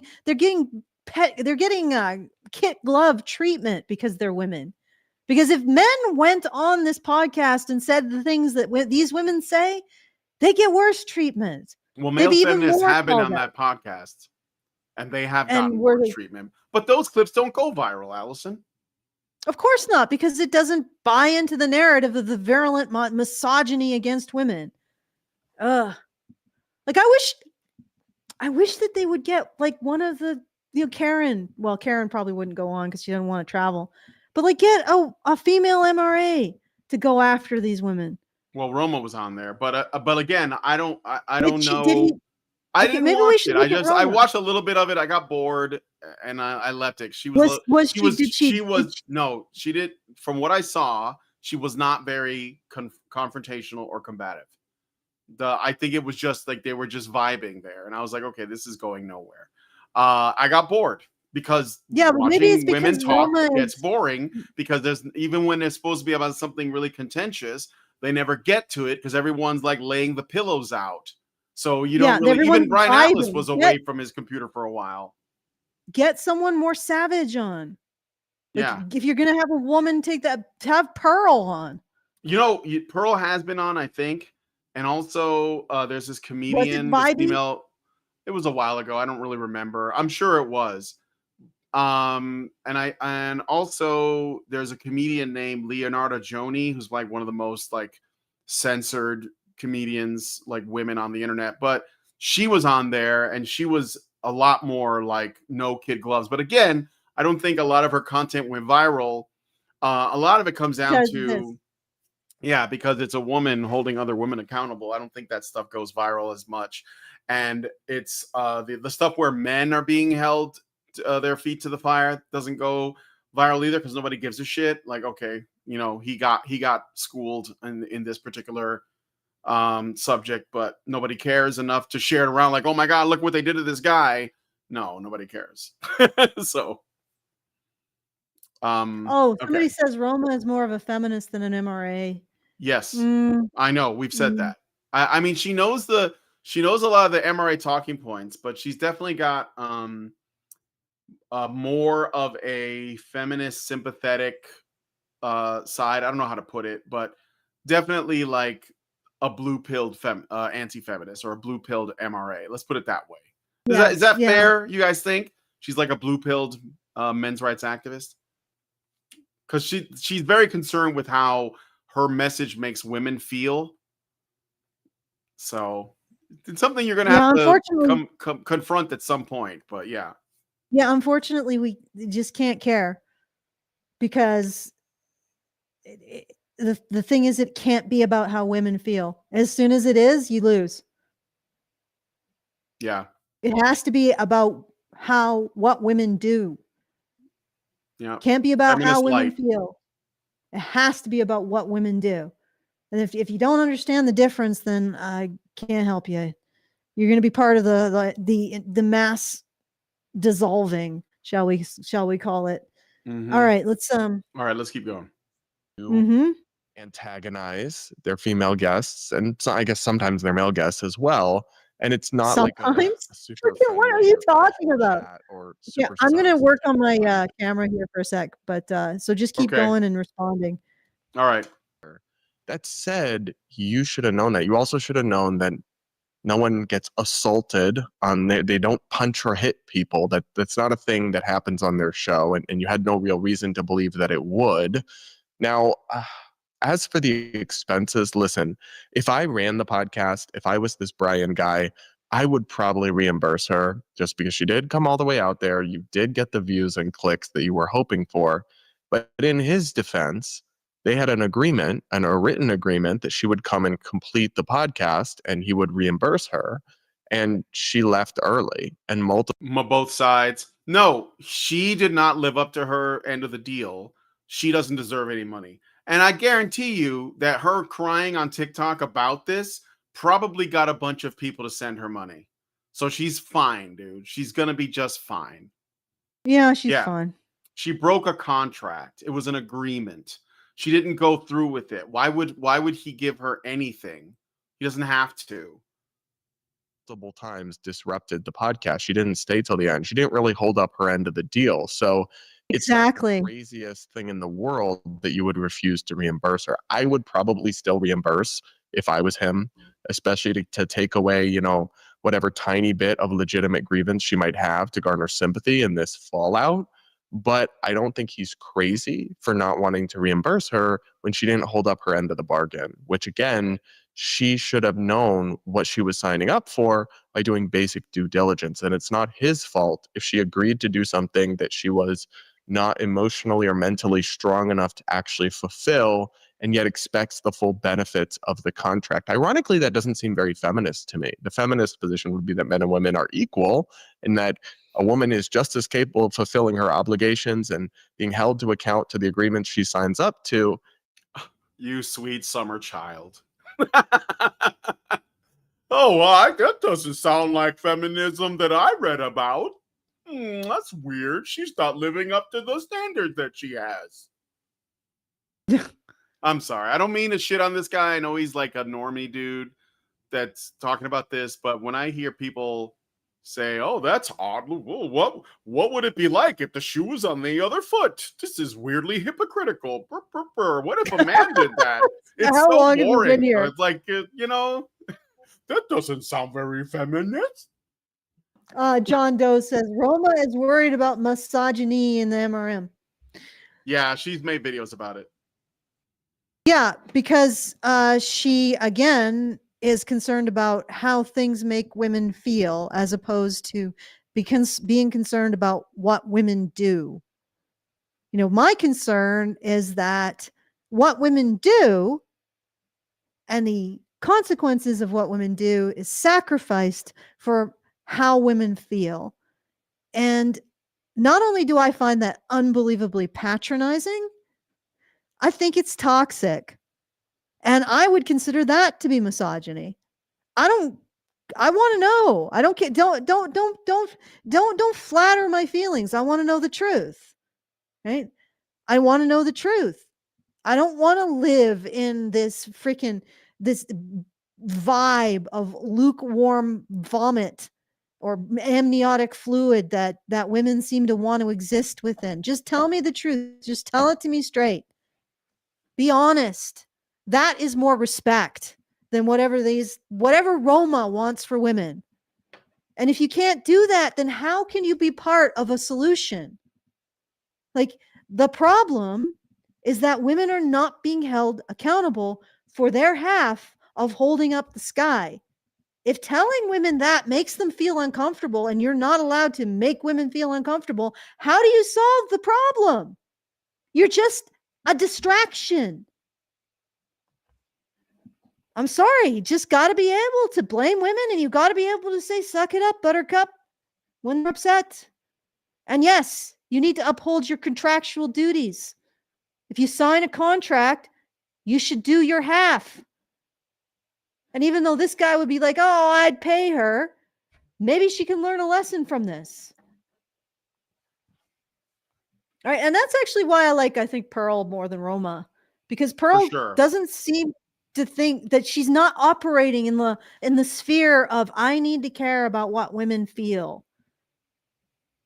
I mean, I wouldn't necessarily go as far as Pearl in terms of just tearing women down, because that's not my focus. My focus is on getting women to take responsibility for the things that they need to take responsibility for so we can have a functional society. Whereas Pearl seems to delight in being a gadfly and instigating shit and trolling the overinflated egos of the modern woman, which, you know, I can understand. It's just not my focus. Okay. All right, let's keep going. Instead, she seems to want the best of both worlds, that nobody can hostily debate her the same way they would a man. She can still get her end of the deal without having to fulfill her obligations. Like, ironically, it doesn't seem actually equal at all. But here's the part where things so weird. Like, it's almost like they don't want equality. Do they understand what equality is? Feminist is using feminism when it benefits her ego and abandoning it when it doesn't. That doesn't seem feminist. That doesn't sound like equality. Look, Brad, I don't have anything against you, but you're clearly like new to this whole thing called These People Don't Care About Hypocrisy. So they care about hierarchy, they care about power. If feminists cared about equality, they would have started their entire movement by looking at the situation for men in society and historically with the same concern and rigor as they attempted to find women's victimhood, and they did not. From the very start, feminism wasn't about equality and never acted like it was. Right? You know, if the suffragettes were honest, the suffragettes were honest about equality, they would have recognized that men had to serve their country and protect the rights that they often didn't even have before they did protect them in order to get those rights. Right? They would recognize that. Instead, they handed out white feathers for shaming men for not paying the price for being a male citizen. They didn't even have the vote at the time. The suffragettes shamed men for not paying the price for a vote they didn't have, while shaming men for not having a vote that they never paid the price for. That's not equality, and it never was. Their first act was a massive inequality. It was an act of creating massive inequality that, incidentally, most women were against, maybe partly for that reason. Right? So feminists always were about inequality in favor of their brand of womanhood, because not every woman agreed with them. And at the time they were championing, or they were doing terrorist acts to try to force the vote, most women disagreed with them. Now most women agree with them because we've had a century of chipping away at the relationship between men and women, leading to massive amounts of miserable single women who are statistically far more miserable than married women. Right? Miserable single women whose only hope in life, I guess, is to advocate for policies that are insane and expand their misery. So here we are. It was never about equality. No, sorry. We'll figure it out at some point, but yeah. Totally lose the plot, because I'm not without any sympathy for her experiences here. They definitely weren't nice to her. And if she didn't know that's what she was signing up for, if she's not used to this kind of, verbal jousting and hostile debate, I wouldn't be fazed by it because I've done it many times. Again, she should have looked into it before agreeing to do it, but I can understand how that would be a very jarring and upsetting experience for someone. Here's where she totally 100% loses me. I'm pausing it there again. So I was gonna say, I mean, she lost me when she opened her mouth, but go ahead. Yeah. There was something he said that I wanted to comment on, but I want to go back a little bit and listen again.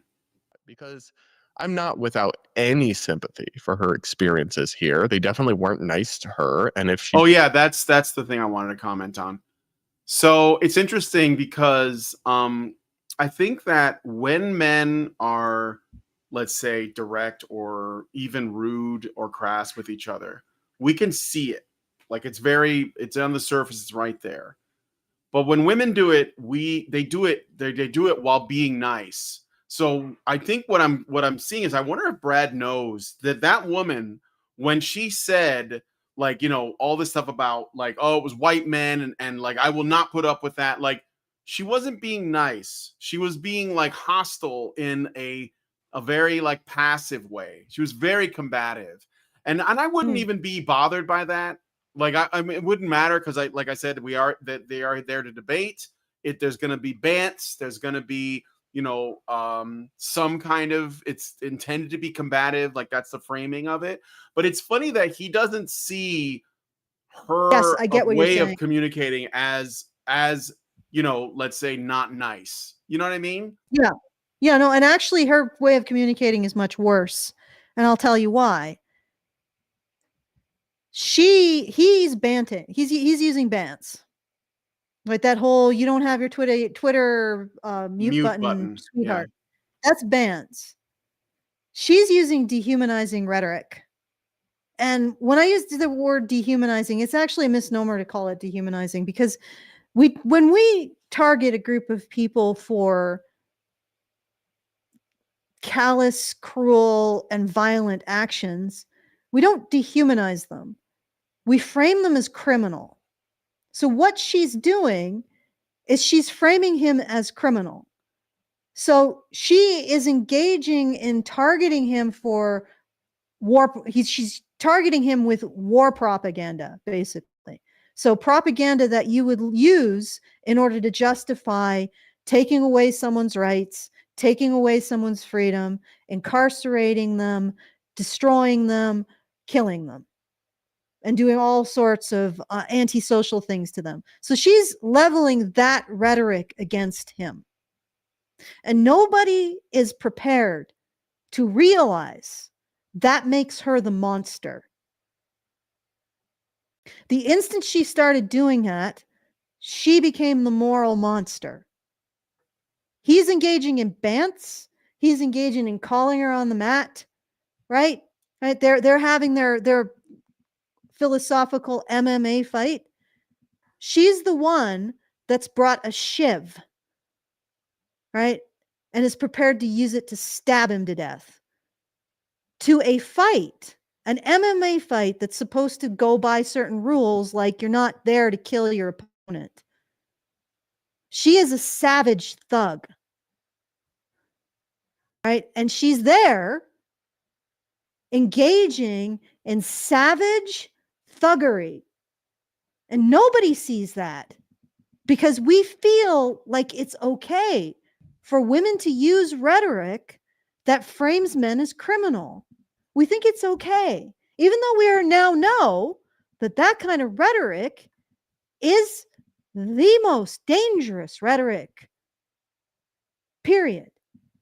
Like that is, if there is anything that is hate speech, that is it. To frame a group of people as inherently criminal, not recognize that, you know, they have a higher percentage of criminality or that, you know, whatever, but to frame them as inherently criminal. That's the kind of rhetoric you use in war, right? And she is directing that against him. At that point, she should probably have been escorted off. She should probably have been told, right?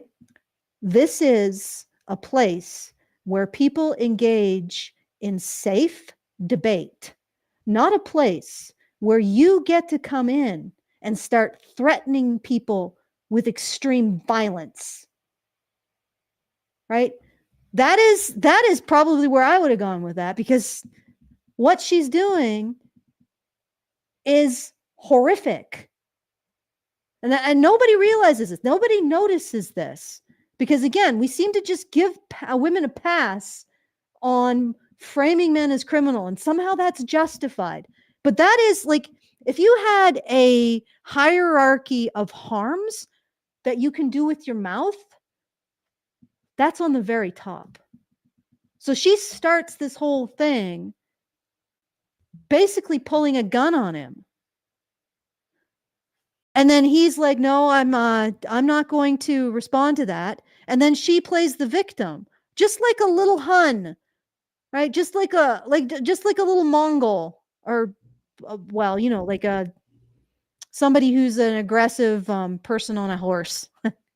Sorry. Just like a desperado. She comes in guns akimbo, and nobody calls her out on it. Nobody says, you know what? That's bad cricket. And they really should. Like, I mean, if they're going to call out anything, when women start with the threat narrativing and start with framing men as criminal, they should say, stop. You are engaging in violence. The only type of wordage that could really be considered violence, which is what's consistent with wartime propaganda. If they really want to play this game, I mean, sure, let her say it, but call it out. Call it out for what it is. You are attacking Andrew Wilson very right to exist, right? And then this guy's like, well, I think that he was a little. She's attacking his very right to exist, right? She's attacking his very right to exist. All he's responding to is keep to the facts, ma'am, and bants. Are you fucking mental? It's like going into, let me try a different way of it. It's like going in and saying that someone who pulled a gun is equivalent to, I don't know, somebody who simply said, what are you going to do, man? And then the guy pulls a gun. And then you're saying, oh my God. And it's not, in fact, she pulled the gun first. And then let's say the guy's really good and he manages to disarm her. And this dude comes in and he's like, oh my God, you both are wrong. You both are wrong. You both are wrong. No, she pulled the gun. At that point, she basically said, I'm not here. I'm not here for your debate. I'm here to slaughter you, Andrew Wilson. And then she comes in and says, oh, they're both. I could see how he was being mean. And you don't see how she was being absolutely grotesquely brutal. Okay. And this, like I said, this is what gets me every time. It's like the women do this and nobody calls them out on it. It's not even like you're talking about, oh, she's being passive aggressive. That's one thing. But she came right out of the gate with a gun. Oh, your men are criminals, and they know. Okay, right, all right. So you're already starting with the most extreme act of social ostracization. At that point, the fact that Andrew Wilson disarmed her. Yeah, no, I don't think these things are equivalent. I don't think they are. Okay. All right, let's keep going. Didn't know that that's what she was signing up for. If she's not used to this kind of, verbal jousting and hostile debate, I wouldn't be fazed by it because I've done it many times. Again, just imagine this guy is describing a situation where someone walks into a room with a gun pulled, and some other guy actually manages to disarm him, and she's like, well, I don't think she knew that she was going into a hostile situation. She was the hostile situation. Good Lord. And she's continuing to pull more and more guns on this guy. Yeah. To do it, but I can understand how that would be a very jarring and upsetting experience for someone. Here's where she totally 100%. Oh my God, it's so jarring and upsetting that she got her gun taken away from her before she got to use it. Men being mean to her on a podcast feels like the same thing as rape, as sexual assault. Seriously, that's what she said. Listen to this. That's exactly what going on this podcast felt like. It made me feel violated in so many ways, disrespected. Yeah, and essentially what's happening now is, like I said, she's trying to frame them as criminal. She's pulling out the bazooka.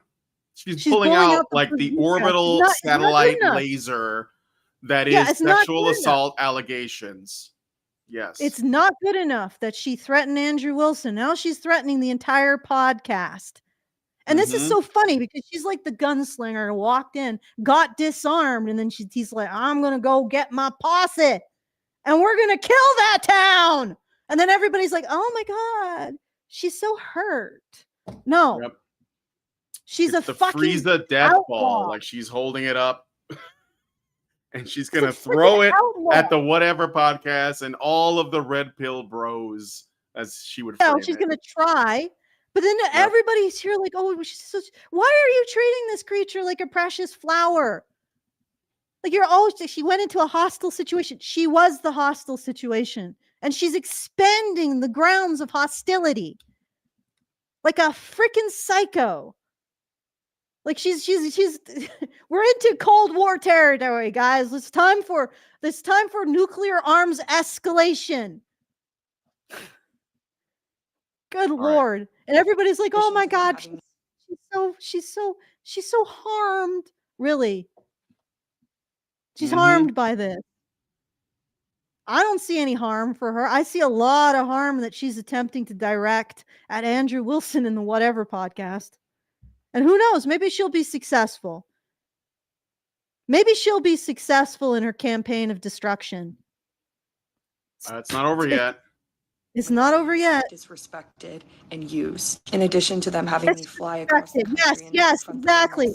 Oh my God, the desperado lost her gun to somebody who disarmed her. She's so disrespected. How dare? How dare? When she came in with the gun, how dare they fight back?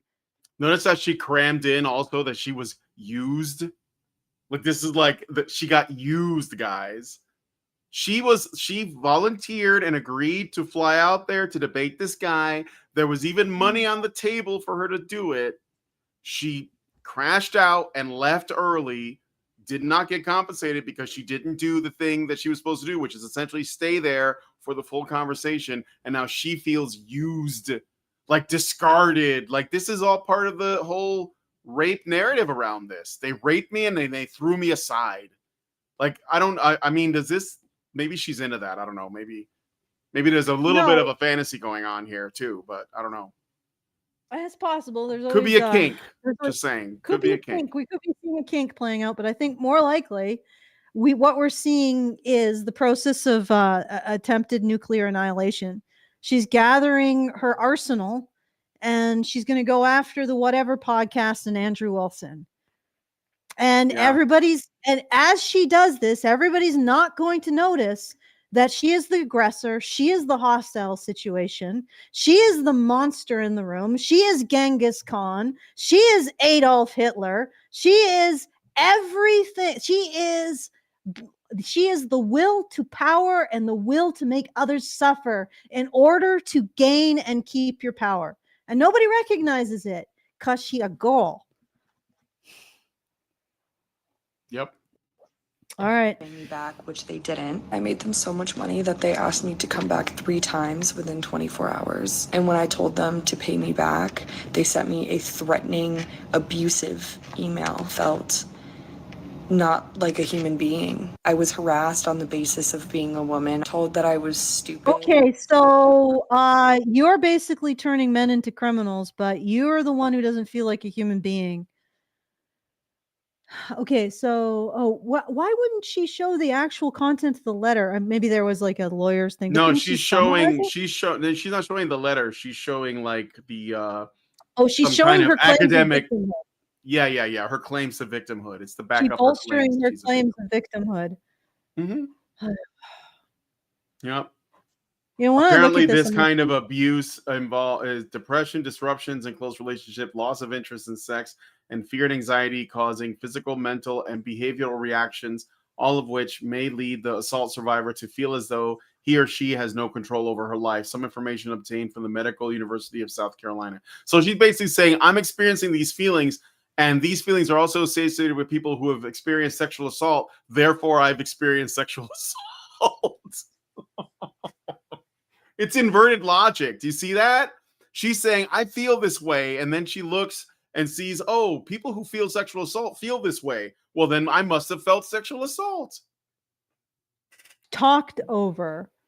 You asserted something incorrect. He corrected you, and that was talking over. Yeah. Talked down to, and I was made to cry 2, 3, 4 times. I went open to the back and just sobbed. I really tried to stay to the end because I wanted to be reimbursed for all the expenses, but I couldn't. I've done debate for 9 years, so I know things could get heated. That wasn't debate. That was what? I felt like I was sexually assaulted after the next. Are you? Even the normies aren't with you at this point, lady. I think you may have overplayed your hand. You victimhooded too close to the sun. Again, like in my ideal world, as soon as a woman brought up the whole allegations of criminality and dehumanization, I'd be like, yeah, no, you don't get to do that. You don't get to pull a gun in like a freaking, I don't know, monk debate and say I win. But this is astounding. Like you've even lost the normies, lady. That's impressive. And wow. Okay. You know, we can't recognize male victims of sexual assault by women, but we can recognize that being told that you don't have a Twitter mute or a TikTok mute button is sexual assault for women. Like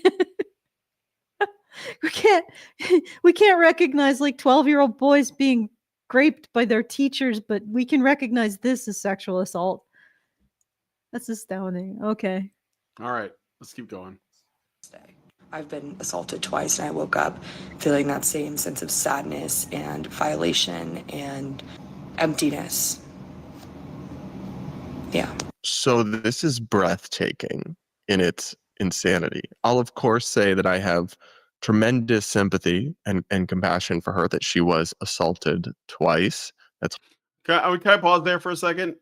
Considering her standards for being assaulted are so low, I'm pressing X a doubt on her previous experiences too. Just saying, if you're willing to say that somebody disagreeing with you on a podcast means you were sexually assaulted, and then to back that claim, you say you've been sexually assaulted multiple times before, I have to question what the standards were for those experiences as well. So no sympathy. I don't believe you. I mean, you lied. You lied about this. No, I don't believe her. No, you can believe her, but maybe the previous sexual assaults was some dude being like, who knows? Just saying, yeah, well, that's why I don't believe her. Like, you. It could be a guy just saying, you know, like a fucking dude at a construction site that whistled at her or something.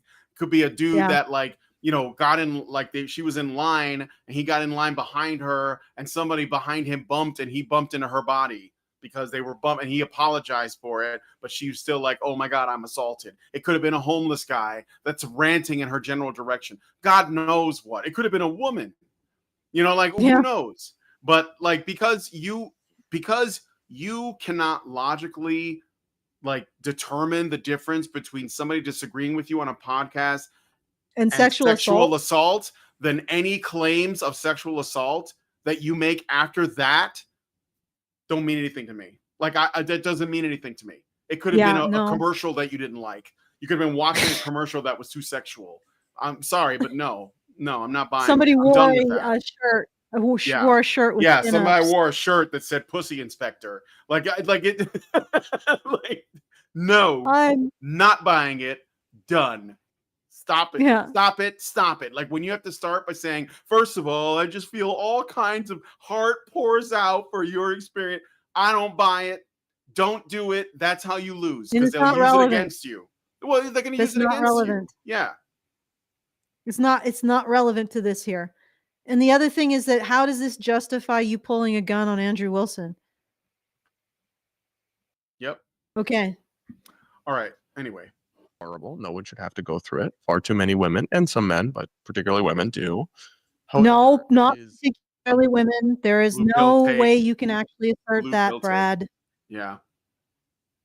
Very blue pill take. Well, wait, are we talking about sexual assault? Okay, first of all, women are the biggest victims. Before we even move on, guys, are you listening? Women are the biggest victims of that, and some men, but mostly women. Okay, all right. Do I still have my job? Am I alive? Cops, are they at the door? No. Okay, now I will move on. Now that I've established that I'm a decent guy by saying women are the primary victims, now I can get to the actual thing I want to talk about. It's so funny because people like this will admit that men don't report sexual assault, but in the same breath say, but we know exactly how many men are. You guys are full of ridiculous contradictions that you really need to sit down and think about. And I know why you're full of ridiculous contradictions, which you never think about, because this dude sees himself in terms of benefiting women and women's emotions, just like most men do. Okay, let's keep going. All right. Absurd and actually deeply insulting to your fellow survivors of abuse to compare being talked over or told you're stupid or having people be unkind to you in a debate. Did they even tell her that she sexually assaulted? That is totally inaccurate, totally disingenuous and unfair, wild and based. What? Okay, do you have another time code? Because I think he's just gonna. No, that's grind the this end. into- That's that's the end. Yeah. The I mean, rest this of is the this. last bit of this. Well, he talks about something else. But Okay, this that's goes fair. until like one more minute. I think like one more minute. Well, of it's this, good and to. then It's good, like I said, it's good to get a pulse on the normies. Figure out where they Yeah. are. Yeah. This is going to get worse, guys, because she's going to make it so that this sticks. The femosphere is now turning around and looking at this. You realize that, huh?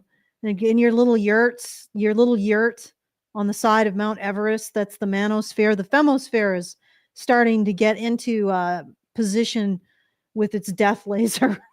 It's like they're gonna. Apparently, there's a super child stuck in the tubes. Okay, let me jostle the tubes. Go clear it out so we can look at it. There's like one more minute. I'll let him say his final piece.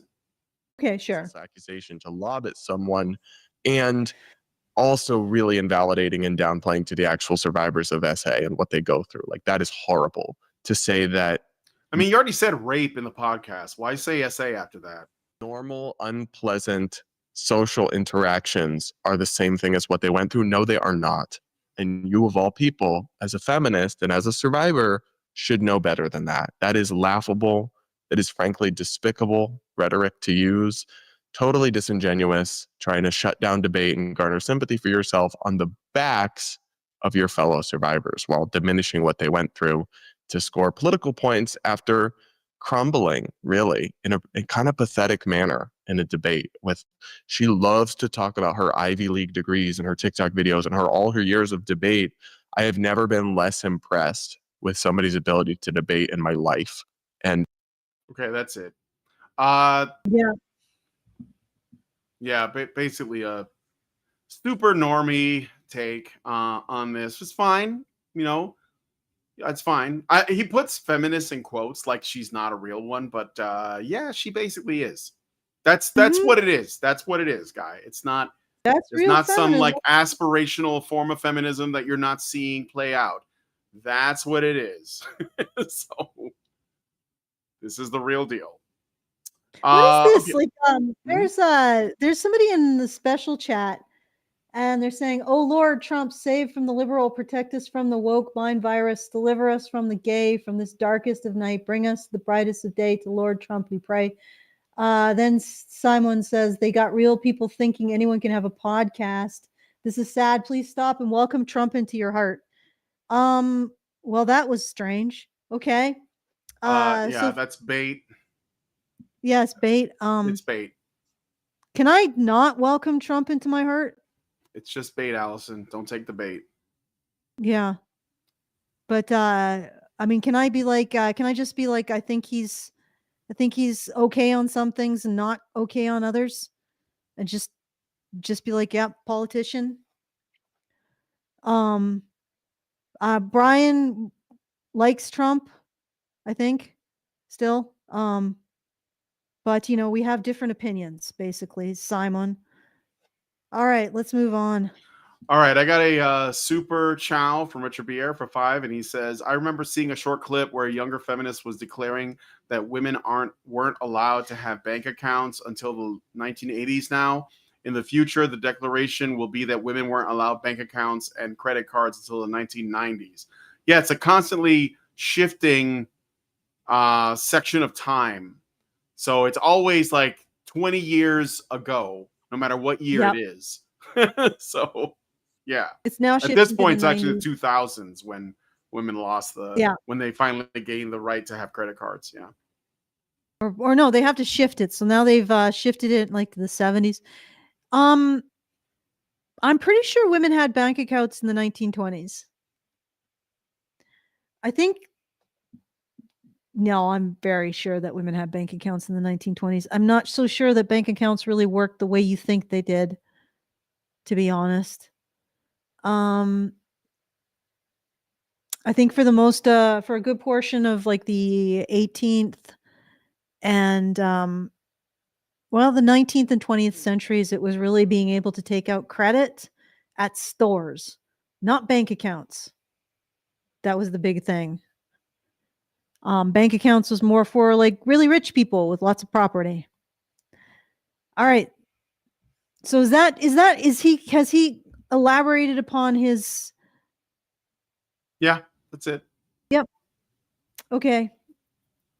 Yeah. A little bit of a soft landing, I guess, but yeah, we got our rants out. I mean, yeah, again, like he has like a very blue pill perspective on feminism. So he's like, wow, this one's hypocritical. She must not be a feminist.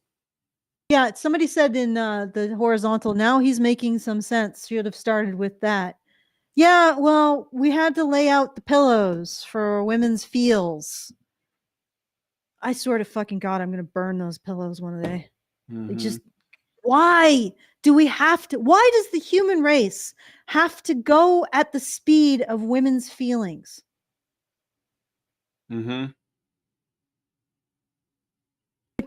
Why is that the limiting factor? But anyway, that's basically that. I mean, he's just going at the speed of women's feelings. So he has to lay out all of the caveats before he gets to the actual criticism of this specific woman, which will be treated as a criticism of all women. Yep. Do you know that I tweeted out the UN? Did I tell you about this? No. Okay. I didn't. Whatever you're going to say, I don't know. How long ago was it? What is it? Yesterday, I did a tweet. Let me just get that tweet up. Looks like I have to sign in or something. Just give me a second here. I think I put it in Ask Allison, maybe? No, it would probably be in the main chat. I will find this tweet and I will hand it to you so you can take a look at it. It's pretty crazy. Okay. It was to UN women. I'm waiting for it. Yeah, it just took a moment. I had to find it. And I think, it actually got some legs on it. Crazy. Do you have it up? Any job? Yeah, it's sharing it now. Any job is a woman's job. Any job is a woman's job. That's any from job UN is a women. woman's job. From UN women, yeah. That's from UN. Except taking accountability. That's a man's job. Yeah. Oh, boy. Did that you get called a pick me? Did they pick you I did. yet? Yeah, of course. Did you I am so smart. I called you a pick me. Yay. Okay. Okay. But look at this. Okay, I want you to see. This has got 66. Number of the beast. Likes. Look at what UN Women's got. If you click on it, 66,000 isn't the number of the beast. 4,000 ratioed. Yeah. I'm looking at mine go up and up and up, and I'm like, have I done a hate crime? By ratio, UN Women with its 4 million fucking 2 million subscribers.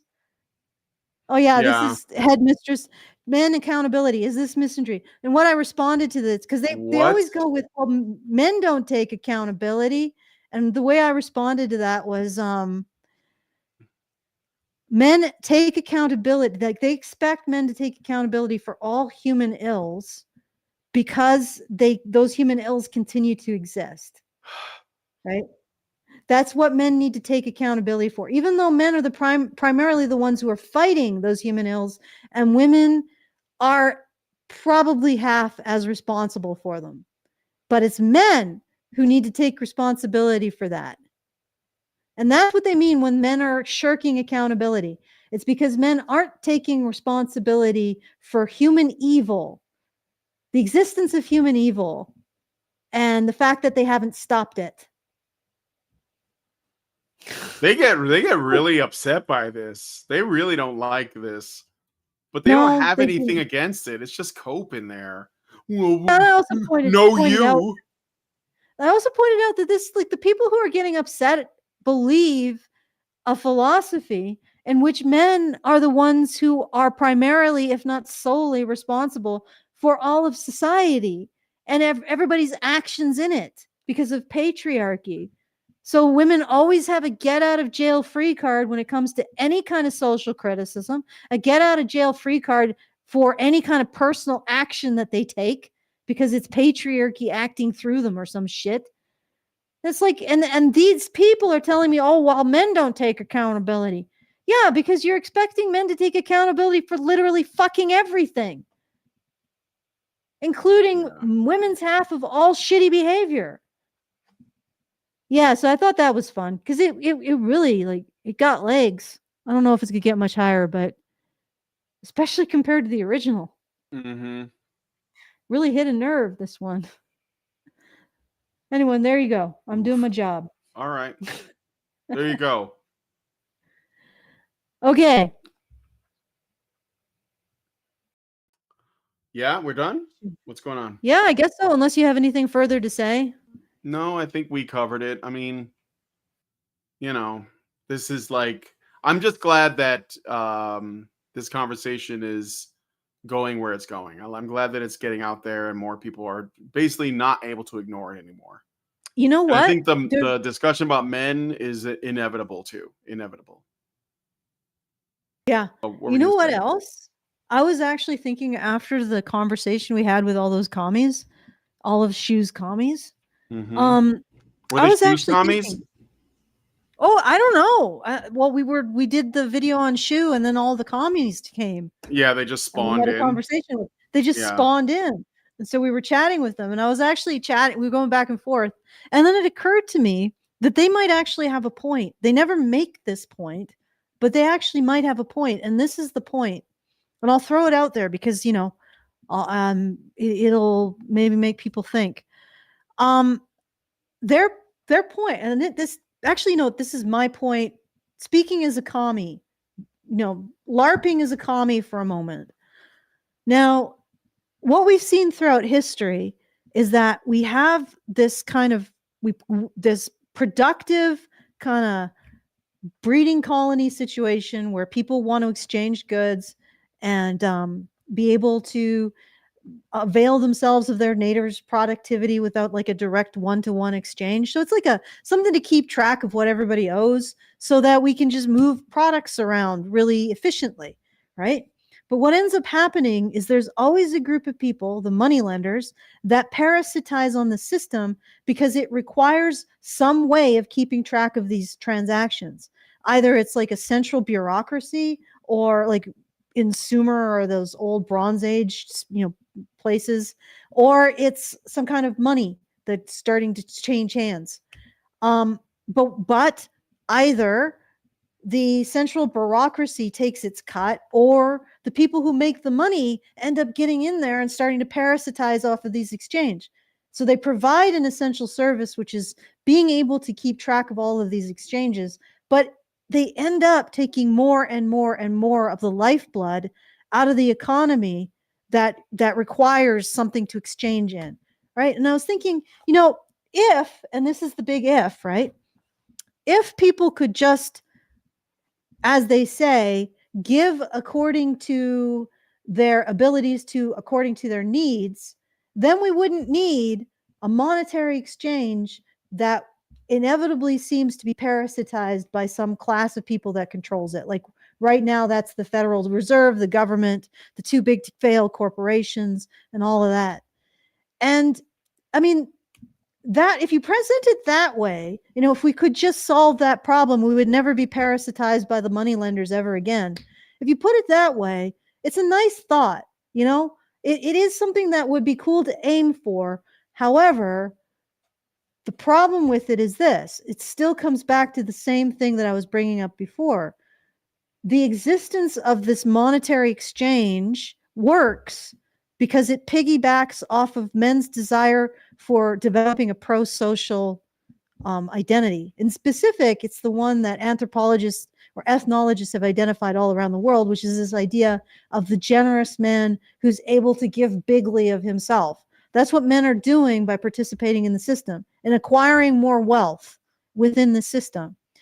If you just make it so it's all through generosity, that could work if it's within a kin group, but I don't think it works outside of that. So we're still back to the same problem. However, I sympathize with that because it would get rid of the moneylenders forever. And yeah, so I was thinking that might be a way of looking at it, but it still has the same problem. Anyway, those are my thoughts. I'm done. Okay. Something to chew on. All right. So if you want to send us a message anytime, even after the show is over, we'll still get it and we'll still talk about it in the next reasonable show. Feedthebadger.com/justthetip. If you want to support the show, feedthebadger.com/support. Big shout out, thank you to Richard. He actually added 2 tips for $500 each. Nice. Thank you, Richard. Yes, thank you. Which it's actually I sort of arranged with him. I'm gonna get a dog cart for Scipio. And Richard's convinced that it's not gonna work. A dog cart? Yes, that he can pull.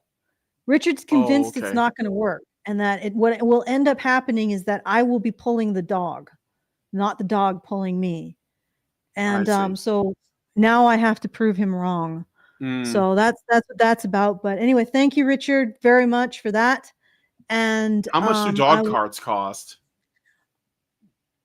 They're not cheap because you have to. I'm getting them from a U.S. company, so. I don't want to get a Chinese dog cart. I don't want to be eating asphalt. A Rick Paw? A Rick Paw.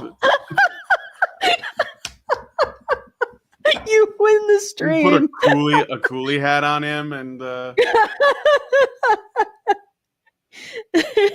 dog carts. The one that I'm looking at is like $500 American. Mm-hmm. So it's sort of expensive. And I that's about the cost that it'll be for one. If you're thinking of getting one for JoJo. No. No, you don't want to be tooling down Roanoke with your dog cart. No. JoJo. He might be a little bit He's might be a little bit He's not He might be a little light for a dog cart. Yeah, he's a smaller dog for sure. Yeah, I mean Scipio's got the muscle. Yeah. I mean, theoretically, it should work. But anyway, so that's when I'll show you guys video. We'll see if it works. I've been training him. We've been doing like the Rocky thing. I've been taking him on a bike and having him run beside the bike and then in front of the bike, so he gets used to something being behind him. And then and he's been keeping up. He's going the distance. So we'll see what happens with that. But anyway, if you want to support the show, feedthebadger.com/support. Any amount is very much appreciated. $5, $10, it all gets us over the end. And if you want to join us, join our community, badgernation.online. It's all in the low bar too. We are doing a meetup September 13th in Calgary, Alberta, Canada. So put that on your calendar and hopefully we'll see you there. And I'll hand it back to you, Brian. All right. Well, if you guys like this video, please hit like, subscribe if you're not already subscribed. Hit the bell for notifications. Leave us a comment. Let us know what you guys think about what we discussed in the show today. And please, please, please share this video because sharing is caring. Thank you guys so much for coming on today's episode of Maintaining Frame, and we'll talk to you guys in the next one. Men's right activists are machines, dude. Okay? They are literal machines. They are talking point machines. They are impossible to fucking deal with, especially if you have like a couple dudes who have good memory on top of that too. Holy shit, you're fucked.